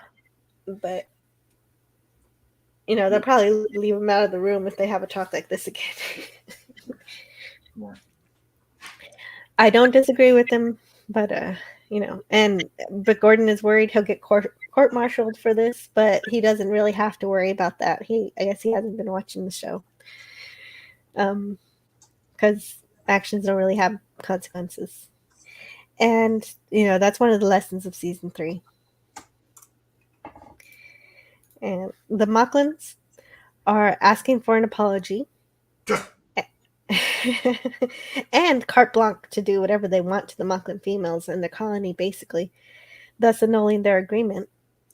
Who are And they they- asking permission from? The Union? Yeah, the whole council. Yeah, the Union Council. Correct. Okay. What I found, what I was doing here while he was doing his rant, I kept saying, "Come on, Kelly, get over there, get over there." They were taking too long. Yeah. Well, that's a problem with how long they stretch out these episodes to movie length, and so they have to stretch out the scenes as well. And they probably would have gotten away with it too, but for Topa, who they eventually, after this rant, they eventually do show up. Topa Well, there's that decided. alien species that was in bed with Lamar. That last shot on the left. Oh yeah, that's right. Those are Right, that the female aliens. that was in bed with Lamar. Yeah. They like to eat lollipops after sex. Yep. All right. Sorry. Go ahead. Sorry. Anyway, so Topa decides to not be healed right away so that the entire council can see firsthand what the Monklins did to her. Oh, I have to sneeze. Pardon me for a moment. Bless you in advance.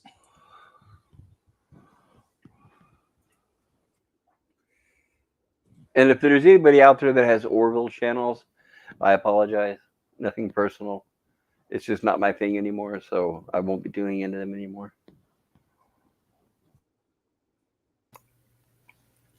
Oh boy, I sneezed about 3 times there. Oh. Your system. There you go. Bless you, bless you, bless you. Thanks. I'll take just another second here. Why is Kelly and Bortus dressed like this? That's their tactical gear. Okay. Yeah, against orders, Bortus packed all this extra gear. And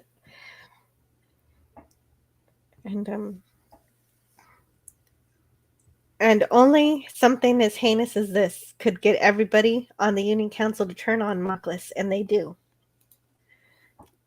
So that's why I say that through the idiocy and incompetency of the Orville allowing Topa to even go on this mission, the Union loses what they call their biggest ally, even though they have been revealed to be a full villain worthy of that loss, worthy of being kicked out of the Union. That's how it's set up.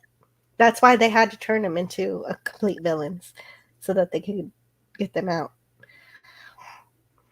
And I see that the writers wanted this to be done through Topa because of what she represents.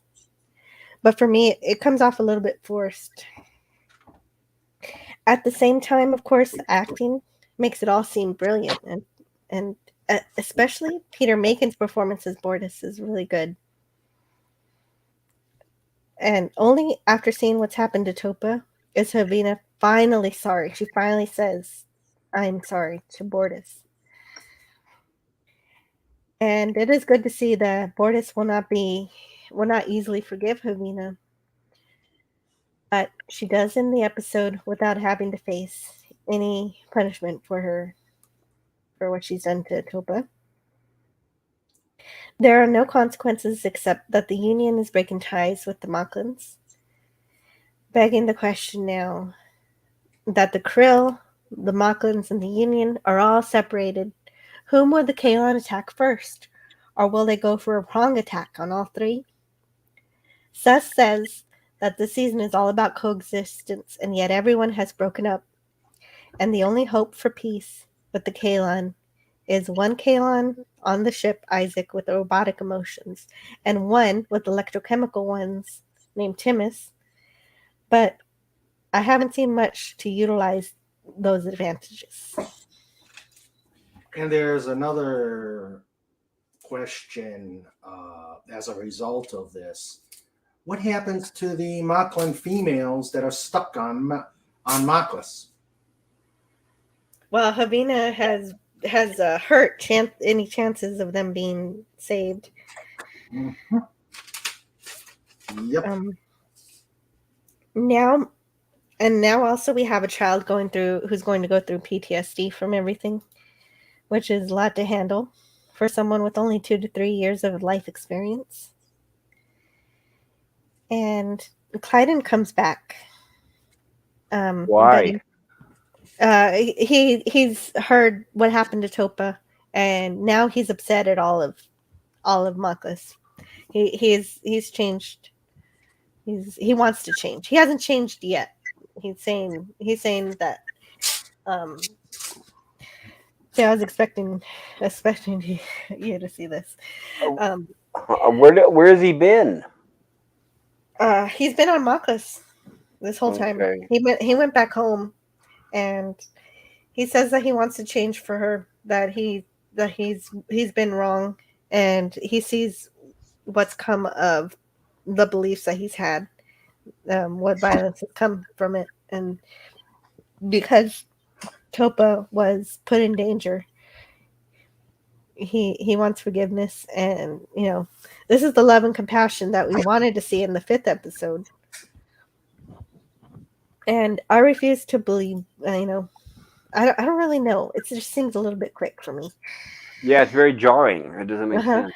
Okay. Yeah, but somehow he's seen the light just from seeing her hurt. And he says something like, "I thought I hated you, but something like that. But I never wanted to see you get hurt."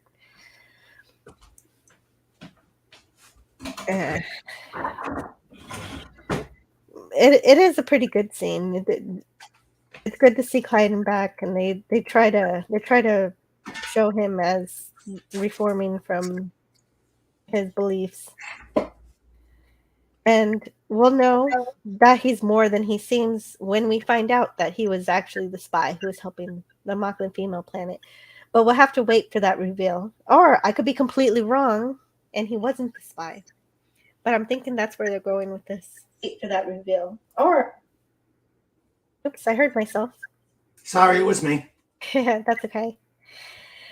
Bortus seems to breathe a sigh of relief that he's been waiting to release since About a Girl. Right there.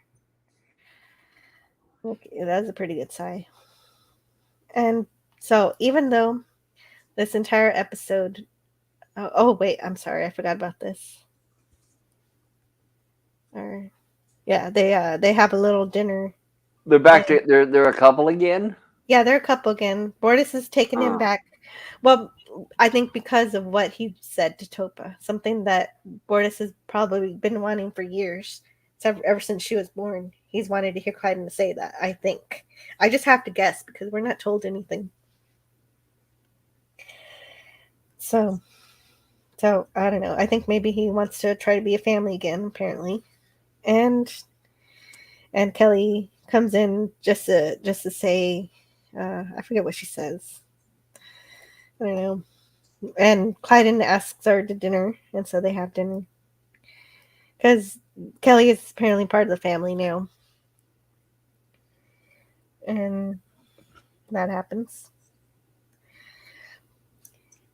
Even though the entire episode was based on an irresponsible and dumb mistake of bringing a child along on a dangerous diplomatic mission during a tenuous time, everything occurring after that was actually kind of a brilliant adventure, resulting in the severing of ties with the strongest ally the Union had against the Kalan, with no consequences for those involved. And if it sounds like I'm extremely torn and all over the place with this episode, that's because I kind of am.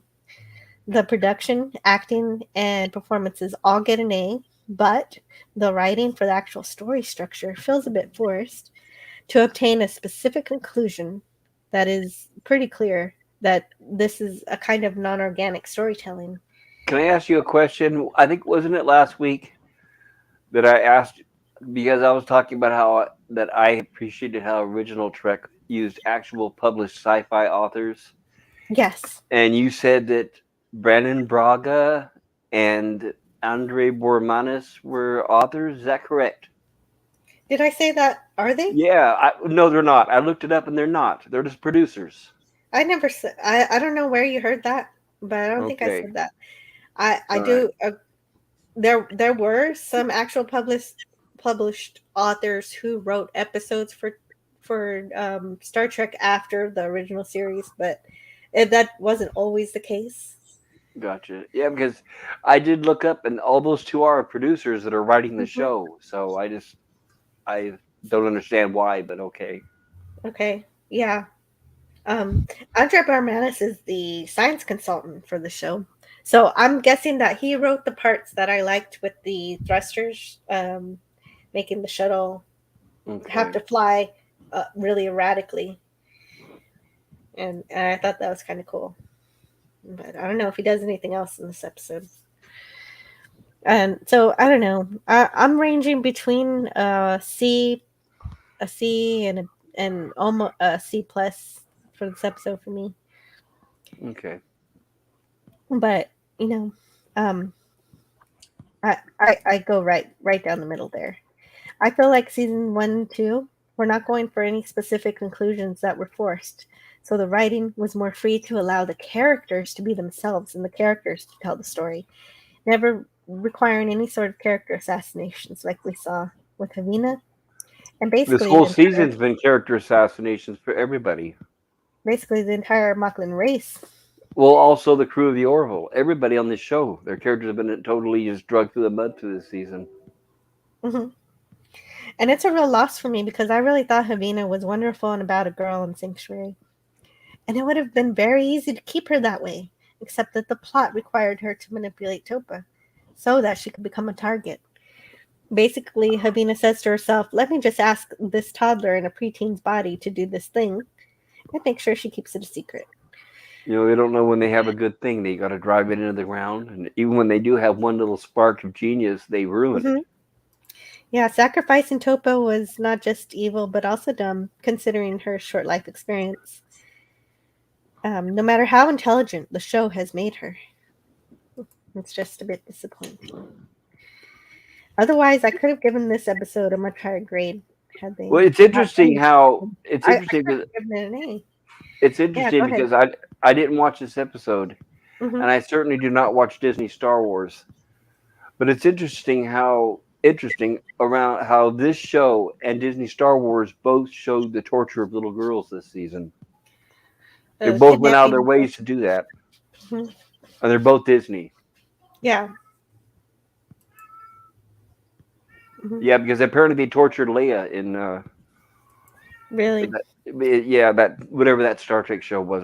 Or Star Wars show. I didn't watch it, but yeah, they tortured the character Leia, the little girl. Yeah, Kenobi, I guess. Yeah. Oh, okay. Yeah, I didn't watch it either. I only know it through Doomcock's videos. Yeah. Okay. I And I didn't watch it. I just know it from reviews. Mm-hmm. A lot of people were questioning and scratching their heads. Why would they do that? And then I remember that because that's why when you start basically doing the same thing with this, you're questioning and scratching your head. I think, well, that's the same thing they did with Leia, and that was just last month. Mm-hmm.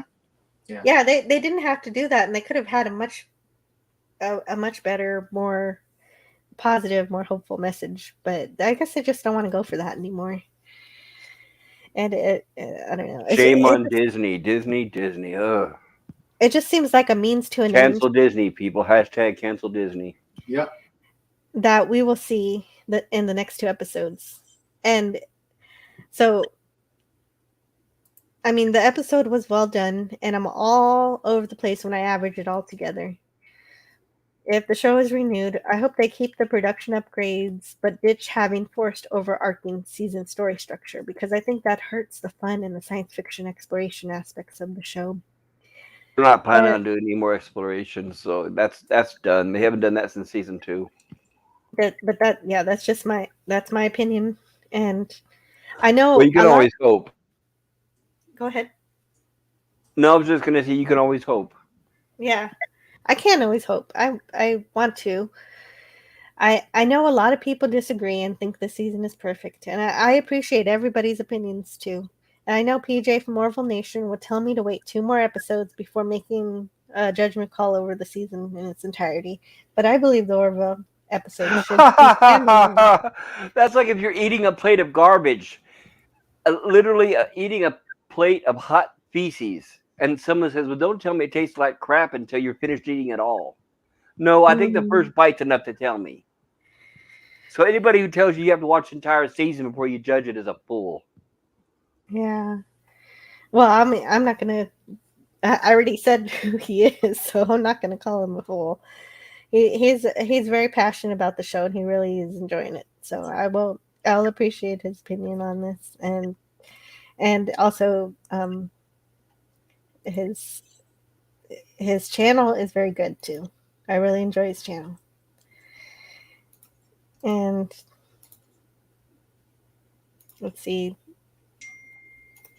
Total respect for Bordis. Oh, hello. Speaking of which, hello in the chat. Orville Nation. Hi, PJ. Hey, PJ. Hello there. And Dalek says, sorry. Saying sorry is not good enough. The Mocklins get kicked out of the Union, and Havina gets no punishment, but is rewarded with her own planet, even though the whole mess is her fault. Just like WandaVision. Right. And Orville Nation realizes everybody's anger towards Havina and says that consequences are coming for her. In season what? 4, 5? How many times are they going to beat this plot over our heads is my question. Without ending it. Why can't they end it, huh? Why do they have to keep going back to the same one over and over? That's what I don't understand. Which is why I didn't watch it in the first place.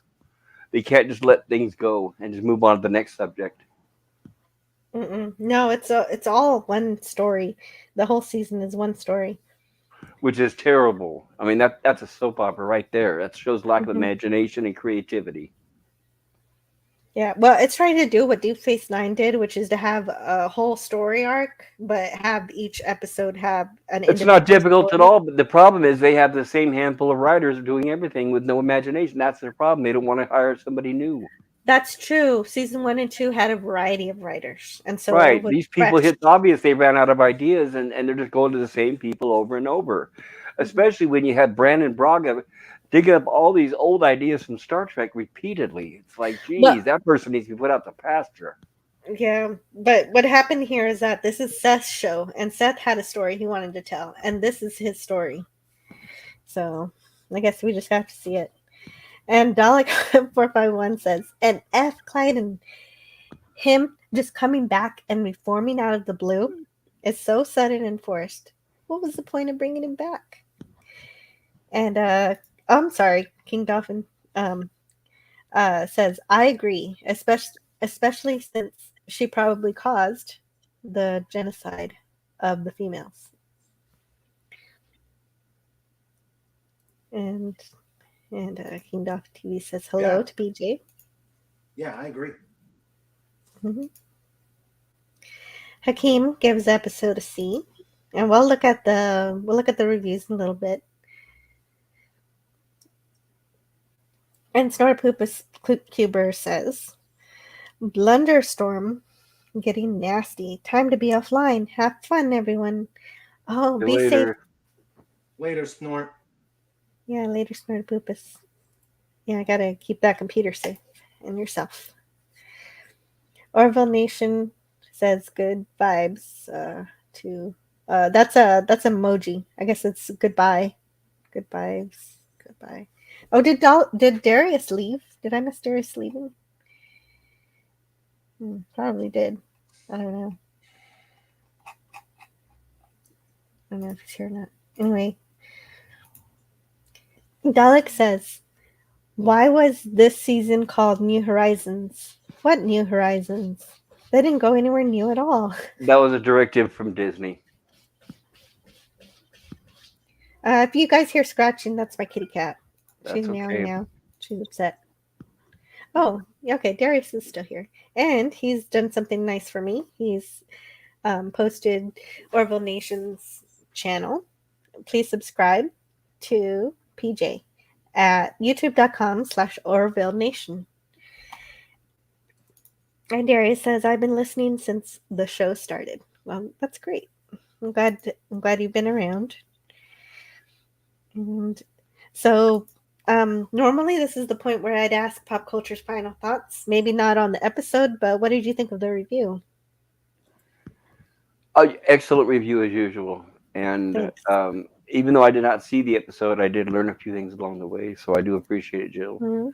I'd Yeah. much rather, if it's an episode like this that I don't want to see or watch, I'd rather see it through your eyes than my own. Mhm. So thank you. You're welcome. And Darius says, Jill got Give Me That Old Timey Star Trek by Doomcock stuck in my head. Of course, I can't sing, but yeah, I love that song.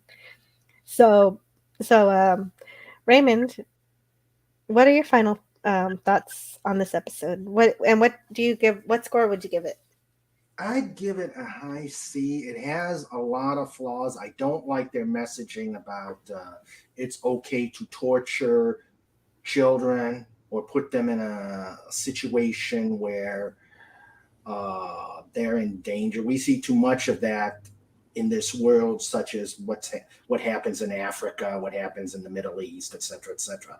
I don't like that messaging, but and I don't like the end where, in essence, they're without.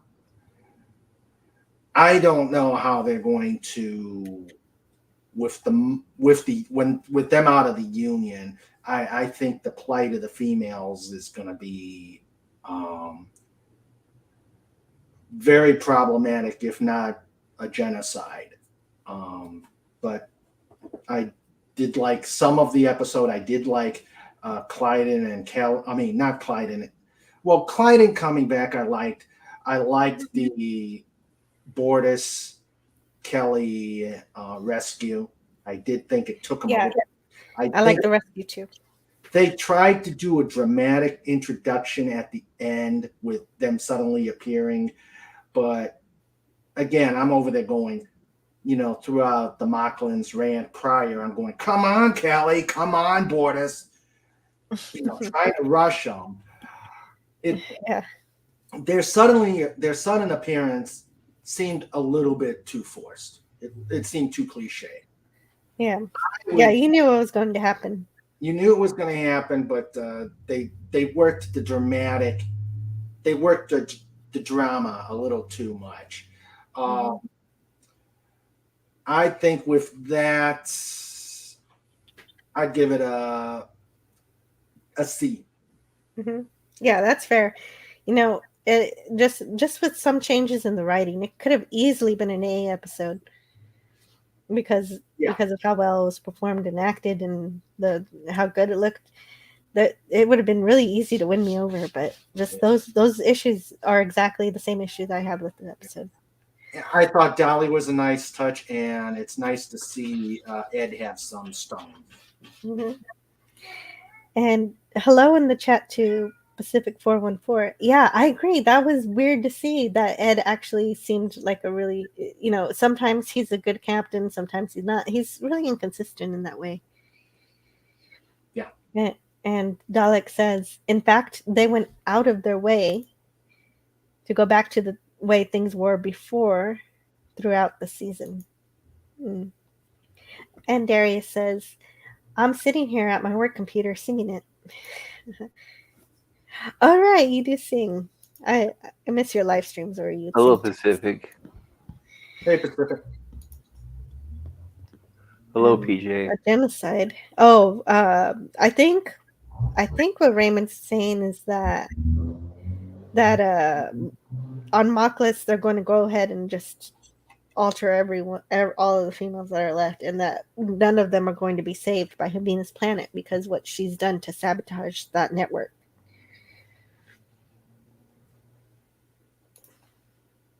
I don't know. It's all gone to crap. Orville says hi to his friend Pacific 414. Almost like episodic TV, says Dalek. And actually, okay, the cat has stopped scratching, but if she does again, I might have to go see what she's doing. So I want to take this moment to remind you guys to plug your channels. So, Go I ahead. have a Ray Bradbury Theater stream coming up here. Not a lot to say. Check out my channel if you get a chance. mhm. Thank you Uh, again, Jill, for having me here. Yeah, you're welcome. okay, and King Dolphin TV, I am calling this week Big Week. We have 3 live streams coming up this week. Tomorrow is PJ from Orville Nation will come in and we'll talk all things Orville. And on Thursday, we're going to have Fat Stephen Segal come in and talk about his channel. And on Saturday, we're going to have ladies' night on Just Cuz. So it's going to be a big week for King Dolphin TV. Yeah, awesome. Yes, that's going to be really great. You're going to have PJ from Orville Nation, who has a really fantastic channel all about the Orville and supporting the Orville and everything. Um, he seems to be a little bit behind in the video, so hopefully what I say helps. I don't Yeah. think. I'm trying to. I guess I don't have a wrench, so I can't put my. Oh, you don't have a wrench. Let me give you one. Or PJ, nothing personal. Nothing personal. I understand your opinion. I did not mean to offend you. Yeah, maybe I shouldn't have said what I was saying. I don't know. I just disagree with. I don't think you have to Sorry. watch all of everything to make an opinion. That's all I meant. Mhm. Nothing personal, sir. Thank you, Darius. Yes. Yes, thank you, Darius. Yeah, because I guess my Stream Island spot never started. I should have started before the stream. Oh, good old stream element. Yeah, I don't know what's been going on with it lately.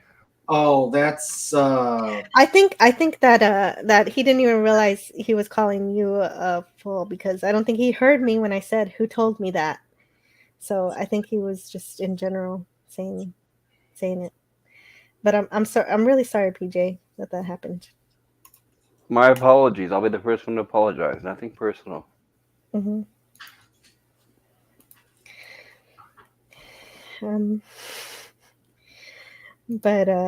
But let's look at the grade for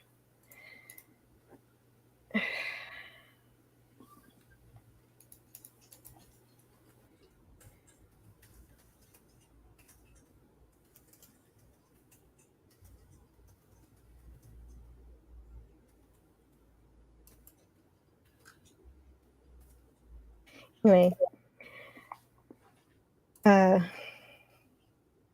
Let's look at man. I hate it when anybody gets upset. So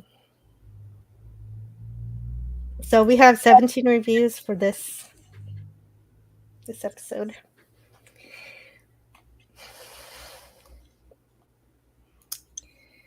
And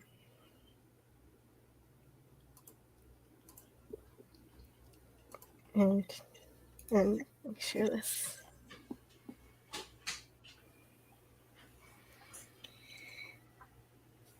And I did have another slideshow here.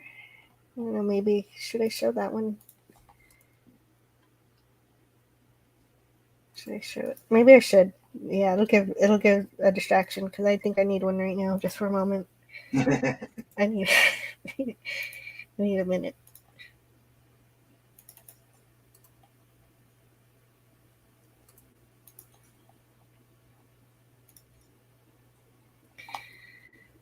And apparently I haven't had a chance to watch any of these interviews, but it seems like the Orville crew made it to Comic-Con this year, and I'm going to watch these interviews, see if there's anything interesting I want to share next time. That came from this. The only thing I do know that happened is that they are moving all of the episodes from Hulu to Disney Plus. I don't know if that means that it will no longer be available on Hulu and only available on Disney Plus or not. I'm not sure I like that idea. But there's some nice pictures from channels here.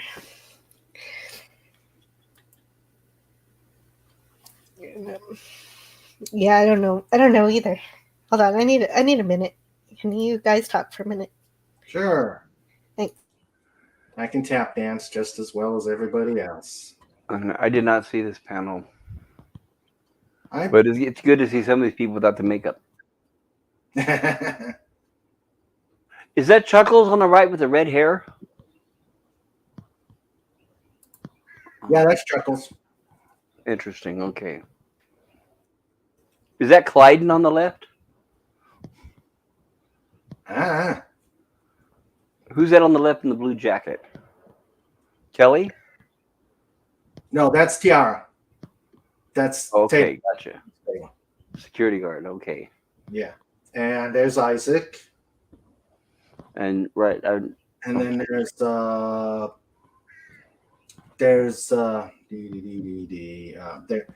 there's Lamar. right.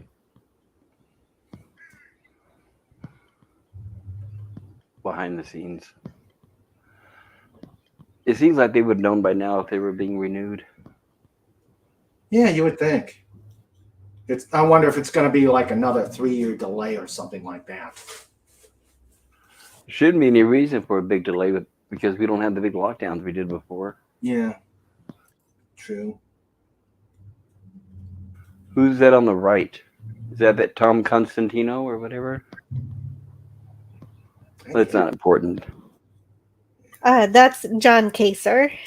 I do give Dolly credit though for her age. She looks good. Yeah. Yeah, they did. They made her look very good. But of course, you can see the plastic surgery.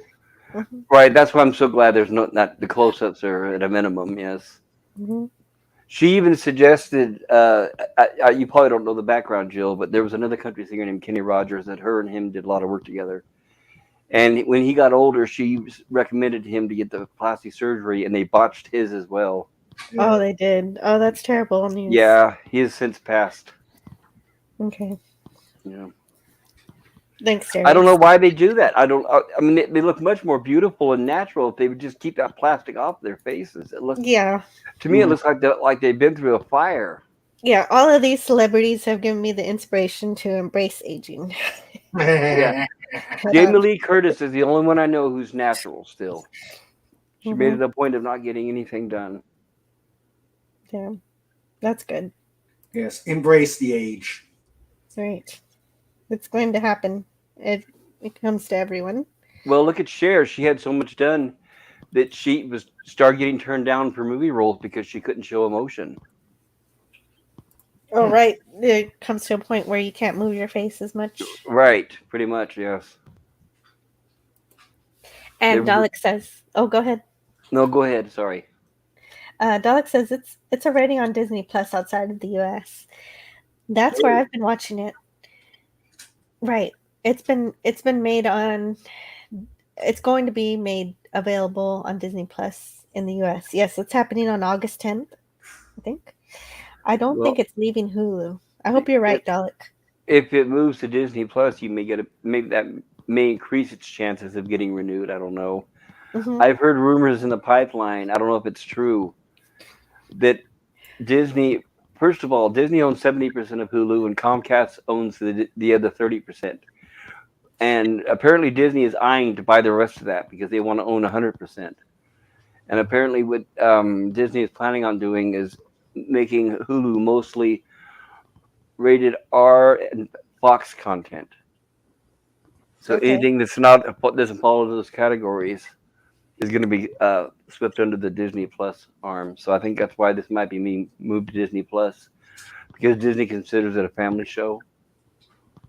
But I could be wrong. It was. That's what I was going to say. It's not anymore, but Disney still thinks that it is. They think that Disney, you got to remember, they think that kids need to learn this stuff, which is remarkably damaging. But oh well. Hmm. Sorry. Go ahead. Next. Yeah, I don't think I'm gonna be showing season 3 to my child. And I let him watch Red Dwarf, which has some racy stuff in it. Too much Botox, says Hakeem. Zigzag. Schneid das ab.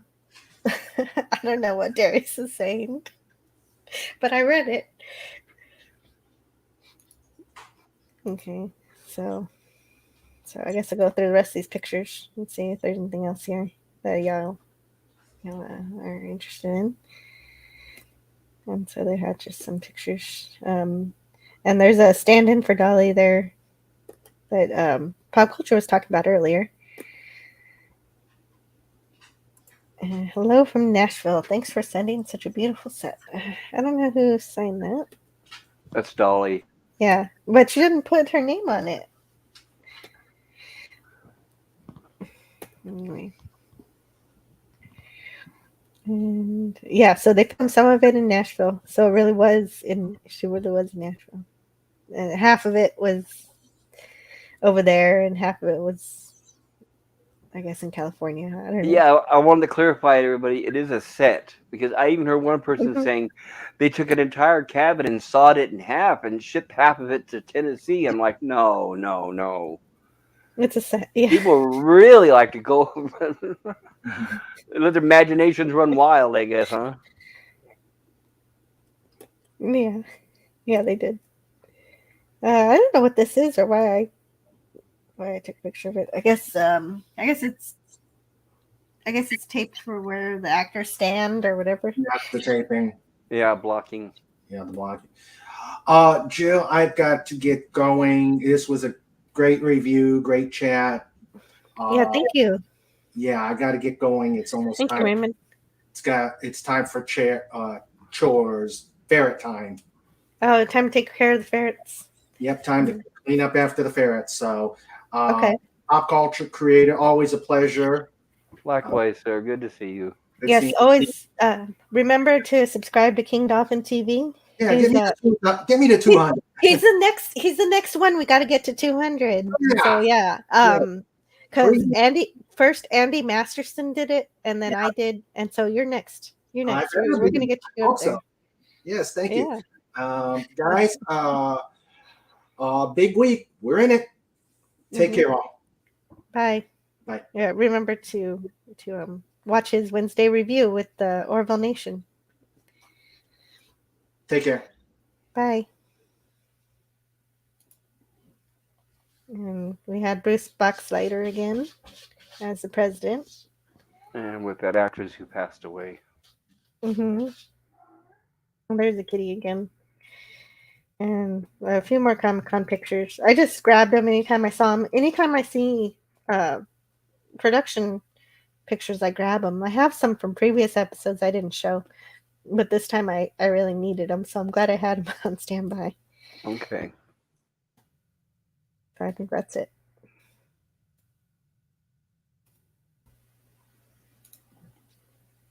So there we go. And that's our episode. And I'll end the poll here. With 17 votes. We'll end the poll and I'll share those results with you in the poll. Subscribe to King Dolphin TV. And subscribe to Orville Nation. All right. And so I'm going to share my screen one more time so we can see the results of the poll we had.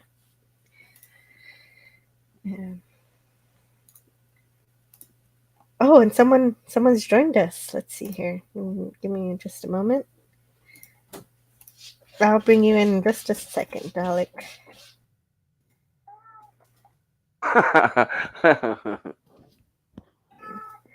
Welcome back, Dalek. Yeah, hi Jill. I just thought since the show, since your stream's about almost over, I thought I'd just pop back in for a minute. How was dinner? It wasn't. It was standard. Yeah, it wasn't. wasn't really It was food. was not one of Mom's best meals. Well, the day will come we will miss her meals, believe me. Right, because you'll have to be making them yourself. It looks like the results are mostly top heavy. It looks like most people seem to enjoy it. Yeah, so from A to A plus, we got 35%.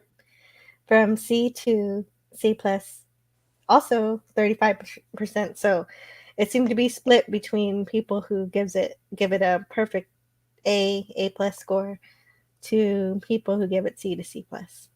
And below that is 17% for B minus to B plus, and 11% give it from D plus to an F. And so there you go. That's what the results are. Great. Oh, and since you're back, Dalek, would you like to give us a grade and final thoughts for the episode? Well, Susan, it's C plus to C minus. I think that's the grade I gave it. Mm-hmm. Yeah. You're good. I would probably have to. I mean, like I said before, this episode was. It definitely wasn't a good one, but it just ranged from okay to really bad.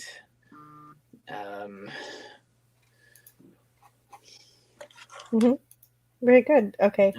Thank you.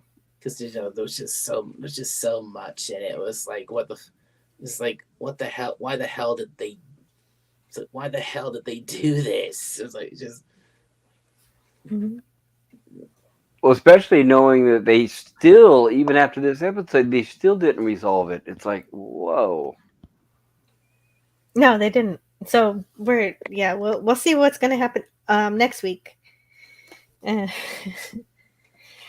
actually, I will be on the Nerdpoil Lifeform stream this coming tomorrow night after the show, after the Orville episode 9 Dominoes releases. I'll be on the Nerdpoil Lifeform with Clobbering Times and Mark D with the C to do a after show with that Nerdpoil Lifeform, and I'm sure Pacific Forum 4 will be there too. And so that should be. I mean, if anything, I'm going to have a really great time being on a panel with Clobby. That's I'm looking forward to seeing him and Mark. And Darius says, Botox Rain Bisgarin. Okay, so sorry if I'm not saying any of that correctly. Yeah, and I And can't. apparently that's a Rammstein song. I didn't know Rammstein sang a song about Botox. That's funny. Hello in the chat to Son of a Red Shirt. Anti-Derivative Jill and all the super cool peeps here today. Cheers. Kapaya and a cherry. Hola at Doctors. Can't stay. Thought 2 comments and leave a like. Oh, thought 2 comment and leave a like. Have a great show. Take care, kids. Thank you, Son of a Red Shirt, for stopping by. And thank you, Darius, for posting all the links since my bot decided to take a break. King Dolphin says, let's make some waves during the big week at King Dolphin TV. Yeah, that's right. It's a big week for your channel because not only are you having Orville PNJ Nation on, you're going to have another guest on King Dolphin TV this week. Who was that? King Dolphin TV. Let's find out. I'm going to see. Oh no, it's not here. I don't know. Please remind me who else you're having. I forget who the other one was. Was it Fat Stevens? I think so. Yeah, sub to King Dolphin TV at youtube.com/King Dolphin TV and Orville Nation, youtube.com/Orville Nation. You had a really fun Latchcom last night. I only saw the tail end of it, but that was good.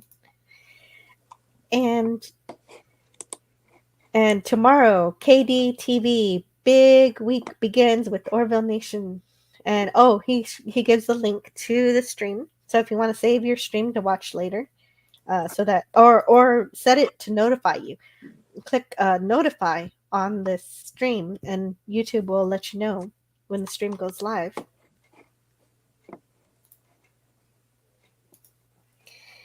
And welcome back to Dalek. Thank you. And apologies to Orville Nation directly from Pop Culture Curator. And Darius says, subscribe to the Nerdportal Lifeform at youtube.com/Nerdportal Lifeform. He also does retrospectives, which are pretty good. Some good edited content there. He's an inspiration with that kind of content. I'm hoping to make one day, someday. I don't know. Hakeem says, it makes me happy that there are only 2 more episodes left.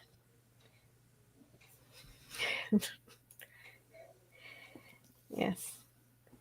And also subscribe to Mark D with the C at youtube.com/Mark D with the C. Yes, please do. He's tremendously undersubscribed. He has a great channel with lots of fun toys, enabling, and comic books and Star Trek and everything. He does everything. And He's got like a whole toy store at home. Toy store, museum, everything. And subscribe to Pacific 414. He does a show during the Orville. Like if you ever wanted some company while watching Orville episode, put his on and he's there. And when the episode's over, he gives a very quick review before he heads over to the Nerdportal Lifeforms after show. I don't know if you heard. I am very sorry about that scream, Jill. Don't worry, it's okay. If you heard it. Oh yeah, I kind of did, but it didn't really bother me. Oh, there's something in the private chat. What is this? Oh, that's okay. That's all right. Yeah, everything's okay now. Yeah, don't worry about background noises. Like it happens to all of us. It's my brother. He's screaming the house down. Why? What happened? Well, no, you know what? You don't have to tell me what happened. That's personal. It's family. It's family. It's family acting like family. So yeah, tell Dalek 452 that everything will be fine. He's the older of the two of us. So I see. I actually think of him as 4. I think it'd be 450. No, Gotcha, he's yeah. 450. So, Pop Culture Curator, thank you for being on my show. Thank you to Dalek 451, and thank you for Raymond Feliciano with King Dolphin TV for being on my show. I couldn't be more grateful for y'all joining me. It gives me someone to talk to, and that's really great. Provide amazing insights. Yeah.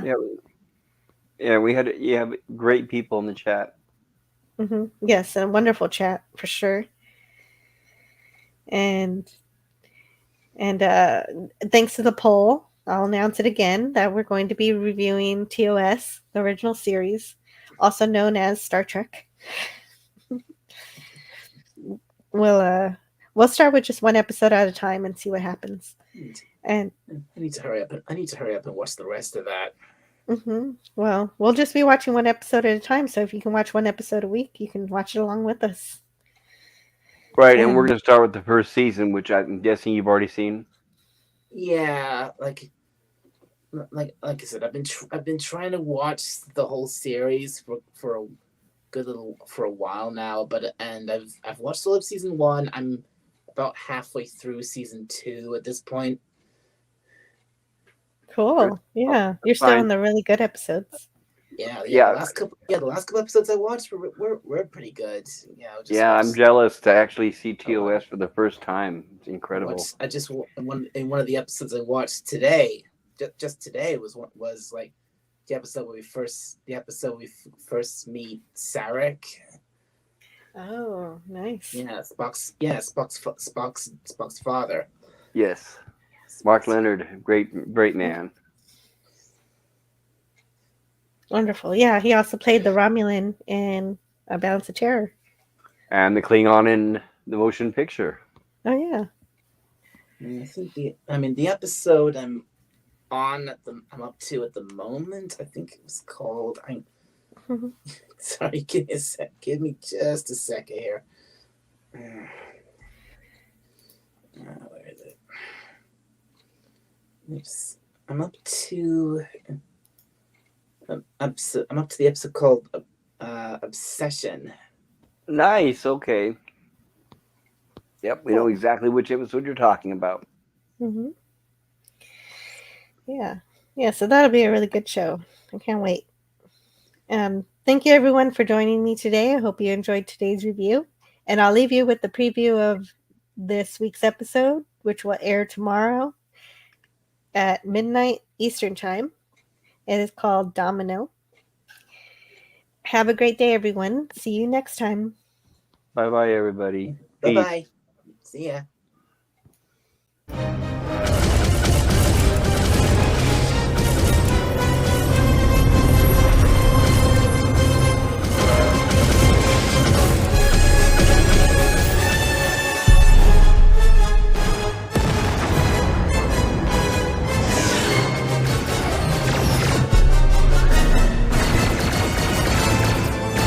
Hang tight, I'm coming. Whenever it's convenient. Working on it.